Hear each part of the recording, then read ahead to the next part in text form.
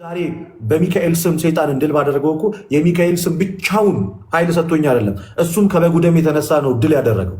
ስለዚህ እሱ ከበጉ ደም የተነሳ ሚካኤል ድል ካደረገ እኔ ከሚካኤል ሳይድ ሆኜ የሚካኤልን ስም ይዤ ድል ባደርግ ድል የማደርገው ያ መልአክ ራሱ ስሙ ድል የማድረጉ ሚስጥር የክርስቶስ ስለሆነ ምንም አይገርምም። በውክልና ስራ ብትሰራ ምንድን ነው ጥፋቱ?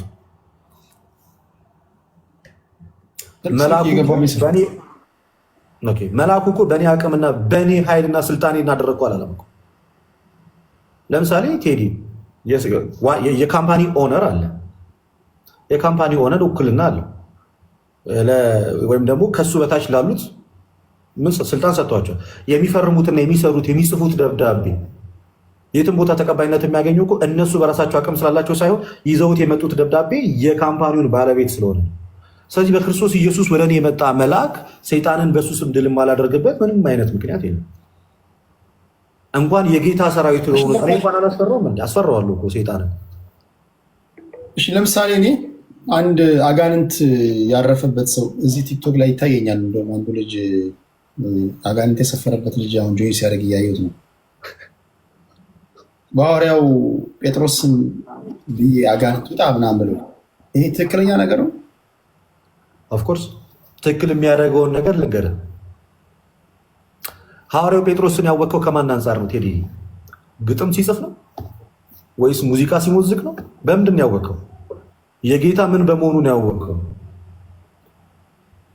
ሐዋርያ በመሆኑ አይደለም። ስለዚህ ለጴጥሮስ መታወቂያው ማን ነው?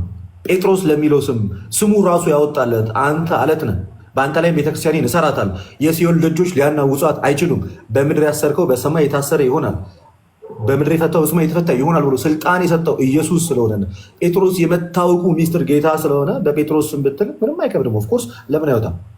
ምክንያቱም የጴጥሮስ ኃይል የጴጥሮስ ስም ከበስተጀርባው ኢየሱስን የያዘ ስለሆነ ማለት ነው። በድፍረት የምናገረው በዚህ ዙ ምክንያቱም ጴጥሮስን እኔ ያወቁት መጽሐፍ ቅዱስ ላይ የጌታ ሐዋርያት ሆኖና ስልጣን ተሰጥቶት ወደ ሐዋርያ አገልግሎት ሲሄዱ ሙታንን እንዲያስነሱ አጋንንትን እንዲያወጡ ስልጣን ተሰጥቷቸው ነው የሄዱት። ስልጣንን የተቀበሉት ከክርስቶስ ነው። ስለዚህ በክርስቶስ ስልጣን ጴጥሮስ የሚያደርገውን ስራ የእሱን ስም ይዤ አጋንንትን ውጣ ብል እና ብቆጣ አጋንንቱ የሚወጣበት የምር በመጀመሪያ ደረጃ የጴጥሮስ ስም አሰርቶ አስደንግጦት ሳይሆን ጴጥሮስ የጌታ ሐዋርያ ስለሆነ እና ስለሆነ ብቻ ነው።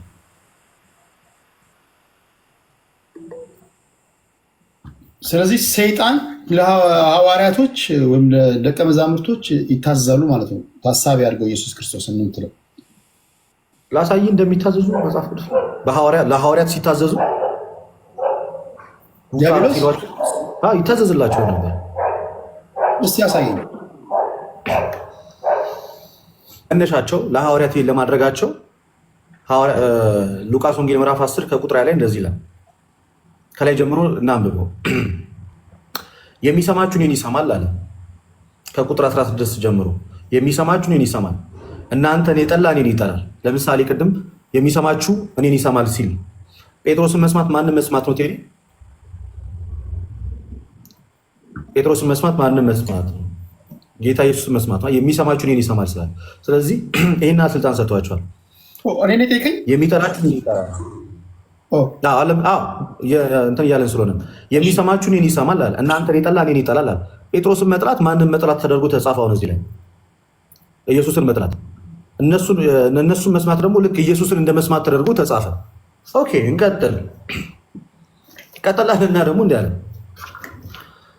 ሰብአዊውን በደስታ ተመልሶ ጌታ ሆይ አጋንንት እንኳን በስምህ ተገዝተውልናልና አሉት ይላል። አጋንንት በምን ተገዝተውልናል አሉት? ሐዋርያቶቹ አጋንንት እንኳን በስምህ ተገዝተውልናል።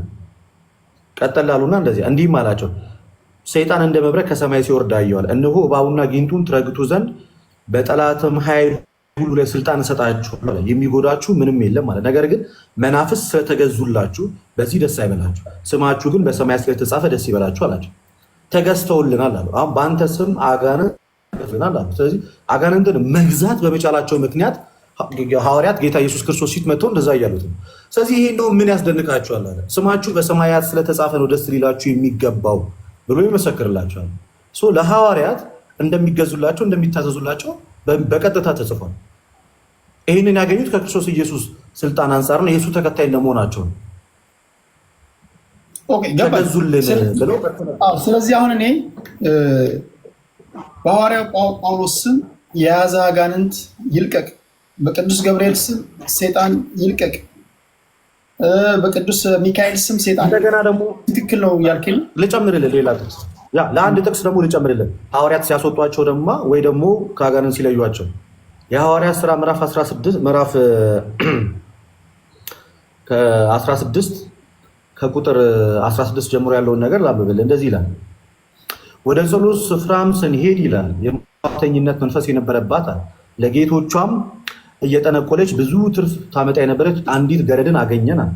እርሷም ጳውሎስንና እኛን እየተከተለች የመዳን መንገድ የሚነግሯቸው እነዚህ ሰዎች የልዑል አምላክ ባሪያዎች ናቸው ብላ ትጮህ ነበር አለ። ይህንንም እጅግ ቀን አደረገች። ጳውሎስ ግን ተቸገረና ዞር ብሎ መንፈሱን አለ ከእርሷ እንድትወጣ በኢየሱስ ክርስቶስም አዛሃለሁ አለው። በዚያም ሰዓት ወጣ።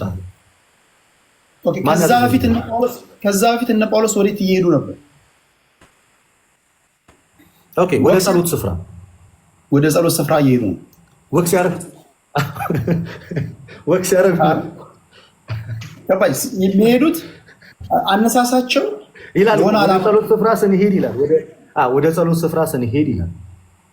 ከላይ ሳነብላ ሰማኙ ነበር። ወደ ጸሎት ስፍራ ስንሄድ ይላል የሟርተኝነት መንፈስ የነበረባት ለጌቶቿም እየጠነቆለች ብዙ ትርፍ የምታመጣ የነበረች አንዲት ገረድን አገኘን ብሎ ነው የሚናገረው። እና ያ መንፈስ በዛች ሴት ሆኖ እንደዛ ሲጮሁ ሲያዩት ምን አደረገ? ጳውሎስ አስወጣው። ማን ያስወጣው? ያን ሰዓት ላይ ጳውሎስ አስወጣው። ጳውሎስ እንዴት ሊያስወጣው ቻለ? አስቀድሞ ጳውሎስ የጌታ የኢየሱስን መንፈስ የተቀበለ እና የዳነ በክርስቶስ ኢየሱስም ያመነ በስሙ ኃይልን ስልጣን ማድረግ የሚችል ሰው ስለሆነ ምን ብሎ አስወጣው? ጳውሎስ ምን ብሎ ነው ያስወጣው? ውጣ ነው ያለው። ይኸው እንዲህ ይላል፣ በክርስቶስ ኢየሱስም አዝሃለሁ አለው። በክርስቶስ ኢየሱስም አዝሃለሁ ልትወጣ። ስልጣኑን የሰጣቸው ክርስቶስ ኢየሱስ ስለሆነ በክርስቶስ ኢየሱስ ቅድም ምን ብያለሁ መሰለህ ቴዲዬ? በሚካኤል በገብርኤል ቢባል ከክርስቶስ ኢየሱስ ስም ተለይቶ ሚካኤል በራሱ የሚያደርገው አንዳች ነገር የለም። ይህንን በደንብ አድርጋችሁ ልትረዱ ይገባል። ቅድም ጌታ ምን አለ? እናንተን የሚሰማ እኔን ይሰማል አለ።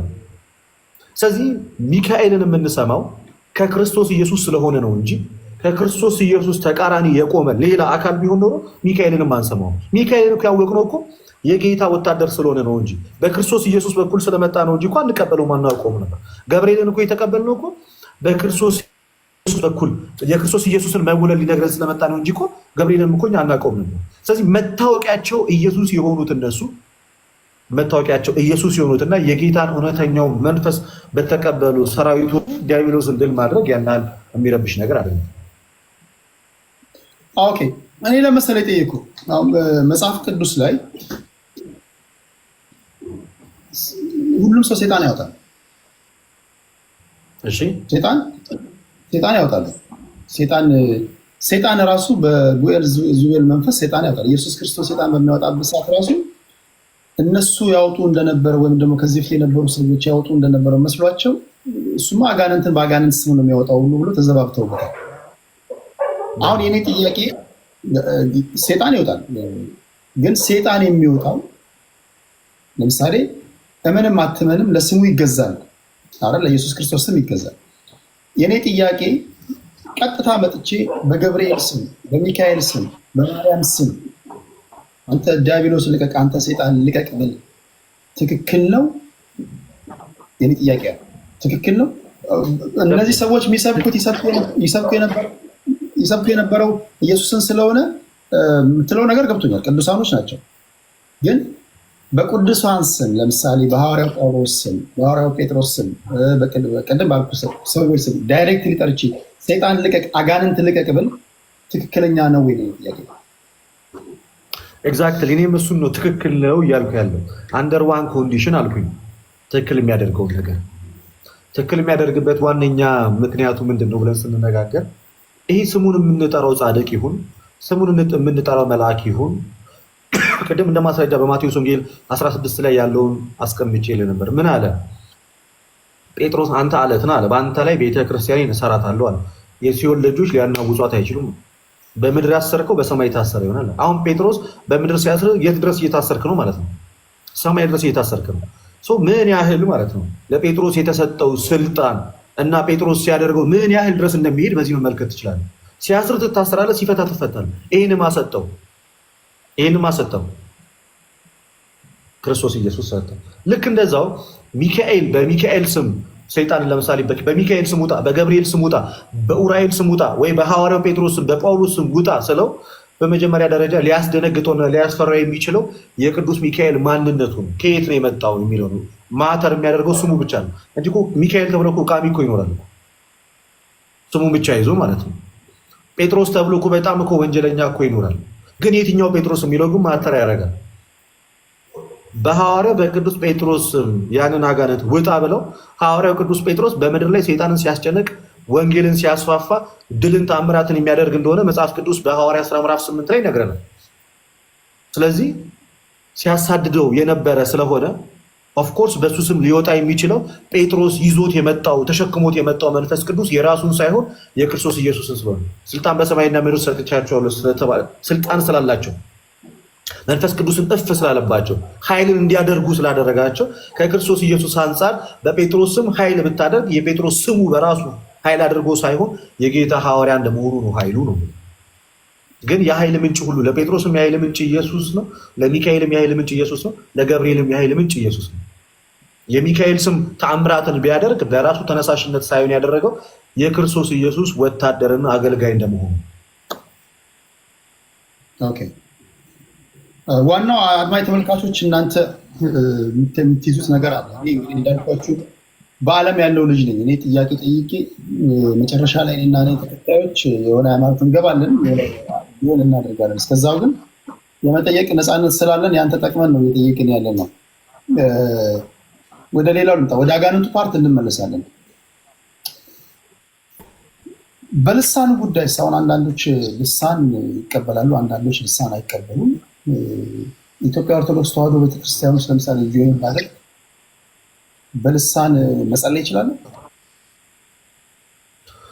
ለሐዋርያት የተገለጠው ልሳን ኦፍኮርስ። ከዛ ውጭ ግን ምላስን ከምላስ ጋር በማጋጠም ትርጉሙ የማይታወቅ ለማን እንደተነገረ የማይለይ ከተናገርከው በኋላ ደግመ ማታውቀው የተናገርከውን ነገር በጎን ያለው ሰው የማይሰማው ምላስን ከምላስ ጋር ወይም ስፒኪንግ ኢን ታንግ ተብሎ የሚነገረው ያ ልሳን ግን የኢትዮጵያ ኦርቶዶክስ ተዋሕዶ በሐዋርያትም የማይታወቅ ይሄ ከመቶ ዓመት በኋላ የመጣም ትምህርት ነው ሲጀመር እንጂ ቀድሞ የነበሩ ሐዋርያት ዛሬ ላይ ያሉት ፔንቴኮስታሎች የሚናገሩት ልሳን አይናገሩ። በቤተክርስቲያናችን ልሳን አለ።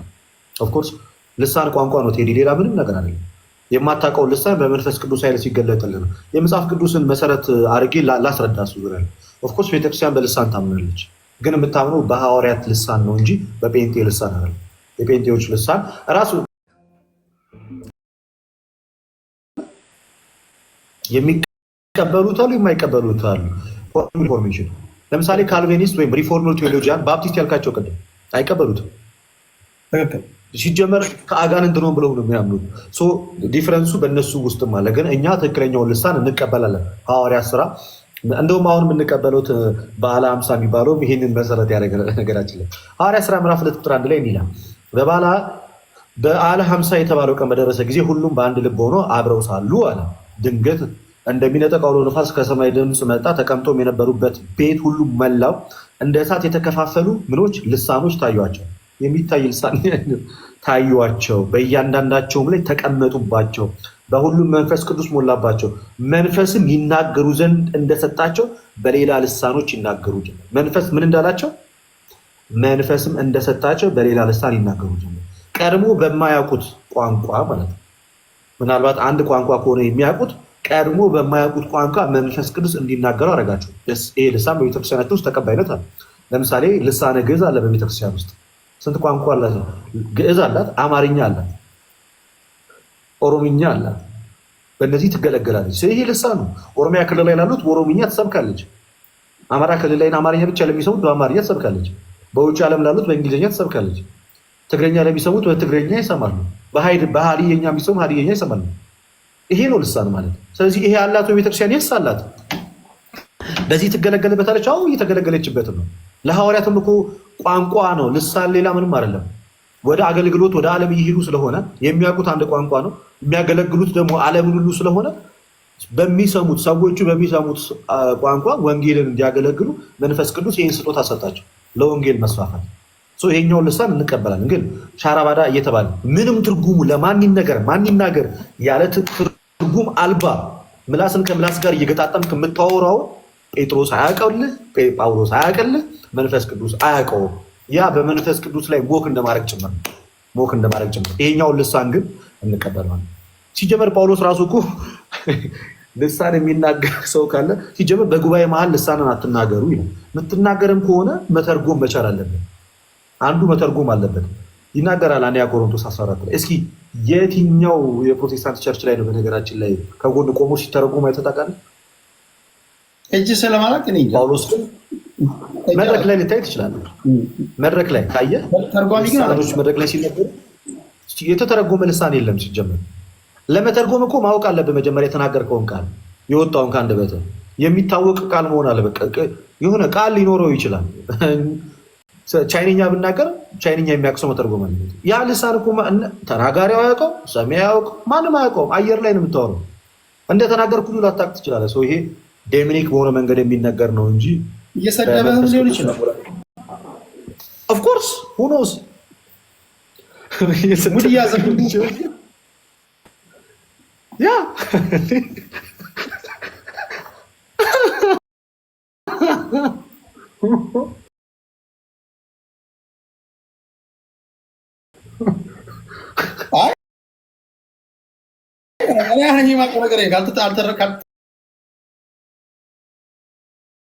ተረጎመ እየሰደበ ሊሆን ይችላል። ገባ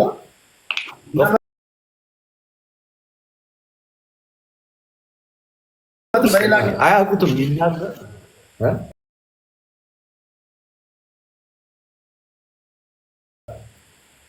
እሺ ጨረስክ? ቀጥላ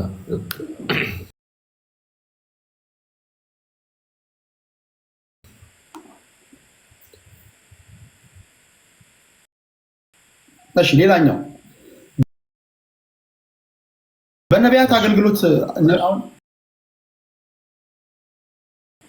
ነብይ እንትና ምናምን ሲል ሰማለሁ። እንትና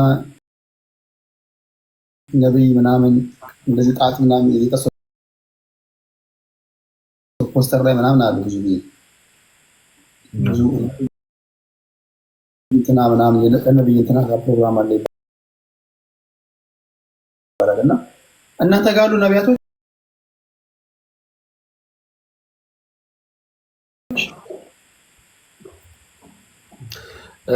እኛ ጋር ስላለውና እነሱ ጋር ስላለው ልናገር። ነብይ እንትና ብለው የሚሰይሙት እነዛ ሁሉ ኦፍኮርስ ነቢያቶች ናቸው። ግን ምን አይነት ነቢያቶች ናቸው? ሐሰተኛ ነቢያቶች ናቸው። ትልቁ ነገር እሱ ነው። ሐሰተኛ ነቢያቶች ነው። በአዲስ ኪዳን ነብይ የሚል አገልግሎት አለ። መጽሐፍ ቅዱስን መሰረት እናደርጋለን። በመጀመሪያ ደረጃ ዝም ብለን እንዳንናገር በአዲስ ኪዳን ማውቀው አንድ ነብይ አለ። ግን እሱ ነገር አለ ቦታን ከጠየቅኝ ያሳያል። ነብይ ነው፣ አዘሴም ታይም ደግሞ ጠንቋይ ነው። ታውቃለህ? ደርቦ ታሳየኛለህ ነገር ነው አይደል? ስለዚህ ጌታ ከመምጣቱ በፊት ነቢያት ነበሩ። የእነሱ ትንቢት ፉል ፊልድ ሆናል። የሚሆነውም ደግሞ የተናገሩት ነገር ያልሆነው ደግሞ ይሆናል። ከዛ ውጭ በአዲስ ኪዳን ክርስቶስ ያደረገው ሐዋርያትን ያስነሳ፣ ሐዋርያትንም በዛን ሰዓት ነው ያደረገው። ከዛም በኋላ የተነሱት የቤተክርስቲያን አባቶች ናቸው እንጂ ልክ እንደ ሐዋርያት ተብሎ አይደለም የቀጠሉ። ስለዚህ በአዲስ ኪዳን የትኛውን ነብይ ነው ክርስቶስ የሾመው? ለምሳሌ በቃ አንተ ለነብይነት አገልግሎት ትፈልጋለህ፣ ይህን ትናገራለህ ብሎ ነብይ አድርጎ የሾመው አለ? ለሐዋርያ አገልግሎት የመረጣቸው 12ቱ ሐዋርያት አሉ። ከዛ ውጭ ነቢያት ነብይ ትርጉም ምንድን ነው? ነብይ መጽሐፍ ቅዱስ እንደሚነግረን የነብይነት አገልግሎቱ ወይም ደግሞ የተገለጡበት መንገድ ያለፈውን ነገር የተከናወነ ያለፈውን ነገር ይናገራሉ፣ የሚመጣውን ነገር ይተነብያሉ። ስለዚህ የተገለገሉት በዚህ ምክንያት ነው። በራእይ ሊገለጥላቸው ይችላል። የእግዚአብሔር መልአክ መጥቶ ሊነግራቸው ይችላል። እግዚአብሔር በራሱ መንገድ መጥቶ ልቦናቸው ውስጥ ሊያስቀምጠው ይችላል። ያ ከእግዚአብሔር የሰሙትን ነገር ያልሆነውን ነገር ወደ እንደሚሆን አድርገው የሚናገሩት እነሱ ነቢያቶች ናቸው። በእግዚአብሔር በኩል ኦንቢያፎፍ ጋድ ሆኖ የሚናገር በእግዚአብሔር በኩል ሆኖ የሚናገሩ ነቢያቶችን ልኳል ክርስቶስ። ከዚህ በፊት እግዚአብሔር ነቢያቶችን ልኳል። እነ ኢሳያስ ነብይ ናቸው፣ እነ ኤርሚያስ ነብይ ናቸው። ስለዚህ እነዚህ አገልግሎታቸውን ጨርሰዋል። የተናገሩትም ትንቢት ደግሞ ተፈጻሚነቱንም አድርጓል። ለማስተማርም ይላካሉ፣ የእግዚአብሔርንም ሕዝብ ለመገሰጽ ይላካሉ። ለማስተማር የእግዚአብሔርን ሕዝብ ለመገሰጽ ወደ እግዚአብሔር እንዲመለሱ ለማድረግ ትንቢትን ለመናገር ይላካሉ። ያንንም ስራቸውንም አድርገዋል። ነብዩ ናታን ለምሳሌ ሳውል የተባለው ሰው እሱ የአሕዛብ ሐዋርያ ነው። የሾመውም በጌታ በኢየሱስ ምክንያቱም እሱ ወደ አሕዛቦች ወይንም ደግሞ የእስራኤል ቤቶች አሉ አይሁዳውያን የተባሉት እሱ ደግሞ ጭራሽ ጣዖት አምላኪ ወደ ነበሩት ከስር መሰረታቸውም ጭራሽ እግዚአብሔርን ወደማያውቁት እንደ የተላከው በዛም በጣም ተሳክቶለታል። የአሕዛብም ሐዋርያ ነው። ራሱን በተደጋጋሚ እንደዛ ብሎ ጠርቷል። ኦኬ ከጨረስክ ቅድም ስትናገር የቀደሙ ግን ካልጨረስክ ነገር ቀጥል። ጥያቄው ሐዋርያ ስራ ስንት ነበር ያልከኝ? የቀደሙ ሐዋርያ ስራ 13 እሱን አሳያለሁ። ሐሰተኛ ነቢይና ጠንቋይን አሳያለሁ። ቆይ ቅድም ስትናገር እኛ ጋር ያሉት ትክክለኛ ነቢያቶች ናቸው፣ ሌሎቹ ጋር ያሉት ሐሰተኛ ነቢያቶች ናቸው ስትል ሰማሁ ነው። እኛ ጋር ትክክለኛ ነቢያቶች አላልኩኝም። በአሁኑ ሰዓት ላይ ትክክለኛ ነቢያቶች እና ሐሰተኛ ነቢያቶች አሉ። ትክክለኛ ነቢያቶቹ ኦልሬዲ ትንቢታቸውን ተናግሮ ትንቢታቸው ተፈጻሚነት አግኝቶ አልፈዋል። በአዲስ ኪዳን ግን ነቢይ ብሎ ክርስቶስ የሾማቸው ነቢያት አድርጎ የሾማቸውና የላካቸውን አንመለከት። አንድም የአዲስ ኪዳን ጥቅስ ላይ ሐዋርያትን ወደ ወንጌል አገልግሎት ላከ እንጂ ነቢይ አድርጎ ሾሞ የላከው ምንም አይነት ነገር የለም። ከዚህም የተነሳ የነቢይነት አገልግሎት በክርስቶስ ኢየሱስ መምጣት ተፈጽሟል፣ ፍጻሜነቱን አግኝቷል። ትንቢቱ የተነገረው ሁሉ ለክርስቶስ ነበር፣ እሱ መጥቶ ፍጻሜነቱን አግኝቷል። እሱን እነግርሃለሁ፣ ችግር የለውም። አንድ ነቢይ ሐሰተኛ ነቢይውን ትክክለኛ ነቢይውን እንዴት ነው የሚታወቀው? ከሚያስተላልፈው ትምህርትና ከያዘው እውነት አንጻር፣ ከሚናገረው ነገር አንጻር። ለምሳሌ በቀላሉ የፕሮቴስታንት ነቢያቶችን ለማወቅ በጠቅላይ ሚኒስትር ዶክተር አብይ ላይ እንኳን 90 አይነት ትንቢት የተነገረ ይሞታል አሉ፣ 20 ዓመት ይገዛል፣ 40 ዓመት ይገዛል፣ 90 ዓመት ይገዛል፣ እንደዚህ ይሆናል። እነዚህ ሰዎች ከአንድ ስፒሪት ቢሆኑ ኖሮ የሁሉም ተመሳሳይ ነበር የሚሆነው። እናም ደግሞ በብዛት ነቢያቶች የምትላቸው አሁን ላይ የምንመለከታቸው እያንዳንዱ ነቢያት የተባሉት ሁሉም የሚናገሩት ነገር ምንድን ነው? በመጀመሪያ ደረጃ ዕዳ ማሰረስ ፕሮግራም ይልሃል። ሲፈልግ ነጭ ቤት ተገዛለ ይልሃል። በህይወት የሞተችዋን ሴትዮ በህይወት አለች ብሎ ያወራል፣ ግን እኮ ሞታለች። ስለዚህ ከንግግራቸው ከፍሬያቸው ታውቋቸዋላችሁ እንደሚል ከፍሬያቸው ይታወቃሉ በቀላሉ ከጌታ እንዳልሆኑ ማለት ነው። ለቪዛ ለመኪና ለቤት የሚናገር ነቢይ መጽሐፍ ቅዱስ ላይ ያላየነው። ስለ ምድራዊ ነገር የተጠራ ነቢይ የለም። እስኪ አንድ ስውር ነቢይ ላሳይ። እርግጠኛ 50 በመቶ የሚሆነው ሃይማኖተኛ አያውቀውም። ይሄን ነቢይ የሚያውቁ አሉ። ምናልባትም 50-60 በመቶ የሚሆኑ ሰዎች ይሄን ስውር ነቢይ ያውቁት። የሐዋርያት ሥራ 13 ክፈት። ከፍቻለሁ። ከአንድ ጀምሮ እስኪ አንብብልን። በአንጾኪያ ባለችው ቤተክርስቲያን ነቢያትና መምህራን ነበሩ ይላል። እነርሱም በርናባስ ምን ነበሩ? ኔጌር የተባለው ምን ነበሩ? በአንጾኪያ ባለችው ቤተክርስቲያን ነቢያትና መምህራን ነበሩ አለ። እነርሱም በርናባስ፣ ኔጌር የተባለው ስምዖን፣ የቀሬናው ሉኪዮስም፣ የአራተኛው ክፍል ገዢ የሄሮድስም ባለሟል ምናሄ፣ ሳኦልም ነበሩ ይላል። እነዚህም ጌታን ሲያመልኩና ሲጦሙ መንፈስ ቅዱስ በርናባስና ሳኦልን ለጠራቸው ስራ ለዩልኝ አለ። በዚያም ጊዜ ከጦሙ ለምን ስራ ለዩልኝ አለ? በዚያም ጊዜ በርናባስና ሳኦልን ለጠራቸው ስራ ለዩልኝ አለ። ለጠራቸው ስራ ሰዎቹ እየጸለዩ እያለ መንፈስ ቅዱስ መጥቶ ማለት ያ እነሆ ጌታን ሲያመልኩና ሲጦሙ መንፈስ ቅዱስም በርናባስና ሳኦልን ለጠራዋቸው ስራ ለዩልኝ አለ። በዚያም ጊዜ ከጦሙ ከጸለዩ እጃቸውንም ከጫኑ በኋላ አሰናበቷቸው። እነርሱም በመንፈስ ቅዱስ ተልከው ወደ ሴሌቅያውያ ወረዳ ከዚያም በመርከብ ወደ ቆጵሮስ ሄዱ። በስላማና በነበሩ ጊዜ እዚህ ጋር እኚህ ሰዎች እየጸለዩ እያመለኩ እያለ መንፈስ መጣባቸው በአንጾኪያ ባላቸው ቤተክርስቲያን። ከዛ ለጠራኋችሁ ወይም ለጠራኋችሁ ዓላማ ለዩልኝ የሚል መንፈስ ነው የመጣላቸው። ዘንድ ሰዎቹ አሁን ጉዞ ጀመሩ። ሰሜር የሆነ ፕሮብለም አለ። የሆነ ልክ ያልሆነ ቦታ እኚህ ሰዎች አሁን ልክ ያልሆነ ቦታ የሆነ ቦታ አለ፣ የተበላሸ ነገር አለ። ይህን ፊክስ ታደርጋላችሁ ተብሎ ልክ ቴክኒሽያን መፍቻውን ምናምን ይዞ እንደሚሄደው መንፈስ መጥቶባቸው የሆነ ቦታ ችግር ስላለ ለጠራኋችሁ ዓላማ ትለዩልኛላችሁ ሂዱ አላቸው። ዝም ብሎ ነው የተጓዙ ሰዎቹ። እሺ ቀጥል። ከዛ የሚገጥማቸውን እነሱም በመንፈስ ቅዱስ ተልከው ይሄኛውን አንብቤያለሁ። በእስልምና በነበሩ ጊዜ በአይሁድ ምኩራቦች የእግዚአብሔርን ቃል ሰበኩ አለ።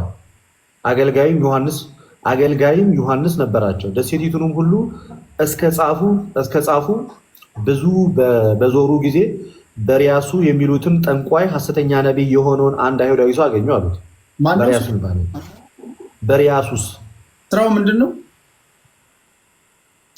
ጠንቋይ እና ሐሰተኛ ነቢይ ሳይሆን ሐሰተኛ ነቢይ ሐሰተኛ ነቢይ አሁን ላይ ጠንቋይም ነው ሐሰተኛ ነቢይም ነው። የሁለት ስራ ባለሙያ ነው። የጥምር ሙያ ባለቤት ነው። ባጭሩ ፕሮብለሙ እሱ ነው ማለት። እሺ ቀጥል። እና በሪያሱስ የሚሉትን ጠንቋይ እና ሐሰተኛ ነቢይ የሆነውን አንድ አይሁዳዊ ሰው አገኙ። እርሱም አስተዋይ ሰው ከሆነው ከሰርጊዮስ ጳውሎስ ከሚባለው ሀገረ ገዢ ጋር ነበር። ይህም በርናባስና ሳውልን ወደሱ ጠርቶ የእግዚአብሔርን ቃል ሊሰማ ፈለገ። ጠንቋዩ ግን ኤልማስ ስሙ እንዲሁ ይተረጎማልና አገረ ገዢውም ከማንም ሊያጣመም ፈልጎ ተቃወማቸው። ጳውሎስም የተባለው ሳውል ግን አገረ ገዢው ከማመን ሊያጣመም ፈለገ። ጠንቋዩ ግን ኤልማስ ስሙ እንዲሁ ይተረጎማልና አገረ ገዢውን ከማመን ሊያጣመም ፈልጎ ተቃወማቸው። ጳውሎስ የተባለው ሳኦል ግን መንፈስ ቅዱስን ተሞልቶ ትኩር ብሎ ሲመለከተው አንተ ተንኮል ሁሉ ክፋትም ሁሉ የሞላብህ የዲያብሎስ ልጅ የጽድቅም ሁሉ ጠላት የቀናውንም የጌታን መንገድ ከማጣመም አታርፍምን አለው። ይህንን የተመለከተው ማነው? በመንፈስ ቅዱስ ላይ ጳውሎስ አገረ ገዢውን ሀሳቡን ሊያጣመም ሲሞክር ማለት ነው። አሁንም እነሆ የጌታ እጅ በአንተ ላይ ናት፣ እውርም ትሆናለህ፣ እስከ ጊዜውም ፀሐይን አታይም አለ። ያን ጊዜ ጭጋግና ጨለማ ወደቀበት፣ በእጁም የሚመራውም እየዞረ ፈለገ። በዚያን ጊዜ አገረ ገዢው የተደረገውን ባየ ጊዜ ከጌታ ትምህርት የተነሳ ተገርሞ አመነ። ኦኬ፣ አሁን ቅድም እኚህ ሰዎች ሲነሱ እየጸለዩ ነበር፣ ያመለኩ እያለ ከሚጸልዩበት ቦታ አንጾኪያ ቤተክርስቲያን ላይ ሲጸልዩ ከነበሩት ውስጥ ጳውሎስና በርናባስ ተጠሩ ለአገልግሎት። በአንድ መንፈስ ሆኖ እየጸለዩ እያለ መንፈስ መጣና ሰሜር የሆነ ፕሮብለም ስላለ ትላካላችሁ አላቸው። በሌላ አባባል የእግዚአብሔር መልእክተኛ ሆነው ይሄን ሰውዬ ነው የሚጋፈጡት። ይሄ ሰውዬ በነገር ላይ ይሄ ሰውዬ አገር ገዢው ማለት በጣም ህግ አዋቂ ነው፣ በጣም እውቀት ያለው ነው። የመጨረሻው በዚያ አሁን ባለንበት እንትን አካዳሚሻን የሚባል አይነት ሰው። ይሄ በጣም የህግ አዋቂዎችን አፋቸውን ከፍተው እስኪያደምጡ አንዳንድ ሰው አይታሉ። ለምሳሌ በጣም ህግ አዋቂዎችን በጣም እውቀት ያላቸውን ሰዎች ራሳቸው እስከ ማሳት እኮ የሚደርሱ እኮ አሉ ነቢያቶች። እነዚህ ያውቃሉ ምትላቸው ያ አፍን ከፍተህ የምታደምጣቸው ሰዎች አሉ። እኚህን ጳውሎስ ግን እንደነዚህ አይነት ሰዎች አይደሉም። ለምን? አነሳሳቸው ራሱ የተለየ ነው። በጸሎት ነው የተነሱት፣ መንፈስ ተሞልተዋል። ሰሜር ችግር ስላለ ይህን ችግር ፊክስ ታደርጋላችሁ ተብሎ በእግዚአብሔር ምድር የወጡ ሰዎች ናቸው። ጳውሎስ ምን እንደሆነ አቅም ችግሩ እንደ አጋጣሚ የእግዚአብሔርን ቃል ለዚህ ለሀገር ገዢው እያስተማረ እያለ ያ ሰውዬ ኢንተራፕት ያደርጋቸው ነው። ለምሳሌ አሁን አንተ ትክክለኛ ቀናና ቀጥተኛ የሆነ የእግዚአብሔር ቃል ስትናገር አንዳንድ ሰዎች ያቆነጠንጣቸዋል፣ አፋፈን ይለዋል ምናምን። ለምንድን ነው መሰለህ? እነሱ አስቀድመው የሰበኩት የተጣመመ ወንጌል ሊጋለጥባቸው ስለሆነ ያንን እንዳትገልጥም ሊሆን ይችላል፣ አታውቅም። እና ጳውሎስ ግን እንደ ሰው አይደለም፣ በመንፈስ ስለተመራ ትኩር ብሎ አየው ይልሃል። ልቡንም ክፋት ተረፈ። ኦኬ፣ ፕሮብለሙ የሰውዬ ነው ማለት ሐሰተኛ ነብይና ጠንቋይ ነው። በሌላ አባባል በነቢይ ስም የሚሰራው ስራ ግን የጥንቆላ ስራ ነው፣ የሴጣን ስራ ነው የሚሰራው ሰው። ስለዚህ በእግዚአብሔር ምሪት የመጣ በእግዚአብሔር መንፈስ ተሞልቶ የመጣ ሰው ስለሆነ እንደ ሰው ሊሸውዶ አልቻለም። ትኩር ብሎ ተመለከተው። አንተ ሐሰተኛ ነብይና ጠንቋይ የጌታን ቃል ከማጣመም አታርፍምን አለ ብሎ አልተውም። ሰው ኮንፈርሜሽን ይፈልጋል። ቢኮዝ ለዘመናት ለዓመታት የሰውዬ ትክክለኛ ነብይ ነው ብሎ ተቀብሎታል ህዝቡ። ዘንድ ኮንፈርሜሽን ስለሚፈልግ ከአሁን ሰዓት ጀምሮ አይኔ ይጠፋል አሉ። ኮንፈርሜሽን አሳያቸው፣ አይኑ ጠፋ ከዛ ጊዜ ጀምሮ። ስለዚህ ሐሰተኛ ነቢያቶችን እንዲሁ ዝም ብለን ሐሰተኛ ነብይ ነው ብለን አይደለም፣ እንደዚሁ ወይ ከስብከታቸው ምናምን አይደለም። የእግዚአብሔር መንፈስ ካልተሞላ በስተቀር ቬሪ ዲፊካልት። ያውም ደግሞ ጸልዬ መንፈስ ተሞልተ ከኮንፈርሜሽን ጋር ነው እግዚአብሔር የሚልክህ ለማለት ፈልጌ ነው። እና እንጂ አሁን በእኔ እውቀት ወይ በሌላ ሰው እውቀት ሰዎች የሚያደርጉትን አይቼ ወይ ሐሰተኛ ነብይ ነው ሐሰተኛ ጠንቋይ ነው ልል እችላለሁ፣ ወይም ደግሞ ይሄ ምናምን ብዬ ልናገር እችላለሁ። እና በዚህ መንገድ አይመስልም ወይ ለማለት ያለው። እሺ እንደዚህ ይላል ሁለተኛ ዮሐንስ መልእክት ምዕራፍ 1 ቁጥር 9 ላይ በትምህርትም መለየት ስለምንችል። በታምራትም እኮ አንዳንድ ሰዎችም ታምራትን ሊያደርጉ ይችላሉ እኮ ቴዲ። ለምሳሌ ከሰይጣን የተነሳ ታምራትን ሊያደርጉ የሚችሉ ሰው እንትናን ታውቀዋለህ? ታምራት የሚባለውን ሰው በዚህ አጋጣሚ የሆነ ሰዓት ተነስቶ የነበረው ሰው ነቢይ ስለ ታምራት አታውቅም? ታምራት ገለታ ስለሚባል አርቲስቶችን አንቺም ዜሮ እንትን ይሄ ያዞረው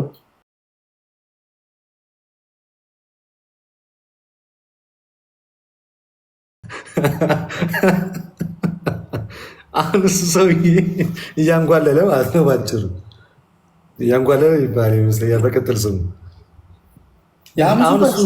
የሐሙሱ ፈረስ። አሁን እሱ በተአምራት ልትለየው አትችልም። እሱ ነው ለምሳሌ የእሳቱ ማን ለየው? ከጊዜ ያስተዋለ ሰው እንኳን አልነበረም። ቀስ ብሎ የመረመረ ነው መጨረሻ ላይ የተደረሰበት። እና በትምህርት መመዘን ስለሚቻል እንደዚህ ይላል፣ ለሚመጣው ሁሉ ይላል በክርስቶስ ትምህርት ለማይኖር ሰው አምላክ የለውም፣ በክርስቶስ ትምህርት ለሚኖር አብና ወልድ አሉት።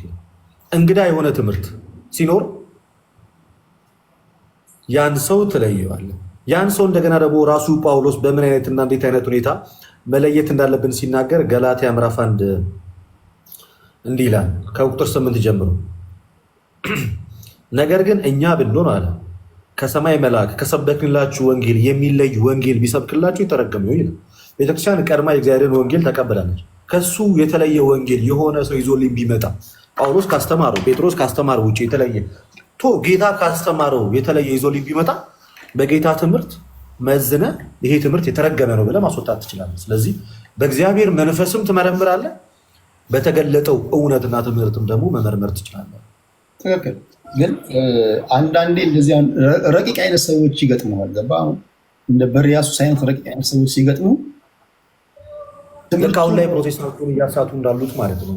መለየት አልቻላቸውም ማለት እኛ ለይተናቸዋል። ኦልሬዲ አንተ ንገረኝ፣ እኔ አላውቅም። እኛ ለይተናቸዋል። መድረኩ አንተ ስለሆነ በነፃነት የፈለግከውን ተናገር። እኔ አላውቅም፣ አንተ ንገረኝ። ለምሳሌ ፕሮቴስታንቱ አሁን ላይ ነቢያት ብለው የተሾሙትን ሰዎች መለየት አልቻለም፣ ይከተላቸዋል። እያንዳንዱ ነቢይ ነኝ ብሎ ራሱን የሾመው ኢቭን የሚያስተምረው ትምህርት ስህተት እንደሆነ የሚናገረው ትንቢት ነው የሚናገረው ነገር እንኳን ስለ ምድራዊና ስለ ምድር ላይ ስለሆኑ ኮተቶች እንደሆነ እያወቀ አሜን ብሎ ነው የሚቀበለው። ይህን እንኳን መመርመር አልተቻለም። እናንተ የገላትያ ሰዎች ማልክ ማን ነው አዚም ያደረገባችሁ እንደተባለ ሰው እንዴት ነው ቆም ብሎ መጽሐፍ ቅዱስ ላይ ነቢያቶች ምንድን ነበር ሲሰሩ የነበሩት? እዩ ጩፋን መመልከት ይቻላል። ዳንሳ እነዩ ጩፋ ሌሎችም በጣም በርካታ ነብይ ነን ብለው የመጡት ሰዎች ከሚናገሩት ንግግር አንጻር ስህተት እንደሆነ እኮ መለየት ትችላል። እንዴ ስንት ደቂቃ ላድርግልህ? ኖርማል ነው። ቴዲያውን ሰምተዋል። ና ባልና ሚስት ቀርበው ተቸግረው ነብይ ጆይ ጭሮ ጋር ሰምታላ። ባልና ሚስት ተቸግረው ቀረቡና ከዛ በኋላ ችግራቸውን ፊት ለፊት ወጥቶ መናገር አልቻሉም። ከዛ እዛ ነገር ላይ ችግር አለ አላቸው። አስደስታታለሁ። ከዛ ስንት ደቂቃ ላድርግላችሁ? አልጋ ላይ ማለት ነው። ስንት ደቂቃ ላድርግላችሁ አለ። ባለች ሰከንድ ላይ ልጨምርልህ አለ። ሰውየው ሰከንድ ነው የሚቆየው ማለት ከዚህ ባለች ሰከንድ ላይ ልጨምርልህ። ስንት ደቂቃ ነው? እሱ ስንት ደቂቃ ላድርግላችሁ ሲል እሱኛው ምን አለ? 20 ደቂቃ ይሆንልኝ አለ። እሷ 30 ደቂቃ ይሆንልኝ አለች። እንግዲህ ሊጨምረው ማለት በጸሎት ሊጨመር ከሆነች ሰከንድ ወደ 20 ደቂቃ ከሆነች ሰከንድ የሴትዮቷ ፍላጎት 30 ደቂቃ እንዲሆንላት የሰውየው ፍላጎት 20 ደቂቃ እንዲሆንለት ነው። የትኛው ትንቢት ትለዋለህ? አሁን እኛ እዚህ ብሔርተኛ እናወያያለን፣ ሰው ሌላ ዓለም ላይ ነው ያለው። ወይኔ ይሞላል። ችግሩ እኮ ያሳስባል፣ እንደ ችግር እኮ ያሳስባል። ችግሩ ቢፈታላቸው እኮ ደስ ይለናል፣ ግን በዚህ መንገድ አይደለም። ሕክምና ሊኖሩ ይችል ይሆናል። አደ እስኪ የተሞላላችሁ አንዳንድ ቁጥር ጻፉ። ችግር የለውም። ሰው ተሞልቶልኛል ይላል። እሺ ታክቶልኛል ይላል። በነቢያት አገልግሎት ተሳካልኝ ቤት ትገዛለህ ተብሎ የገዛ ሰው መኪና ይኖርሃል ተብሎ የኖረው ሰው ካለ ከዜሮ ተነስቶ ከመሬት ተነስቶ እኔ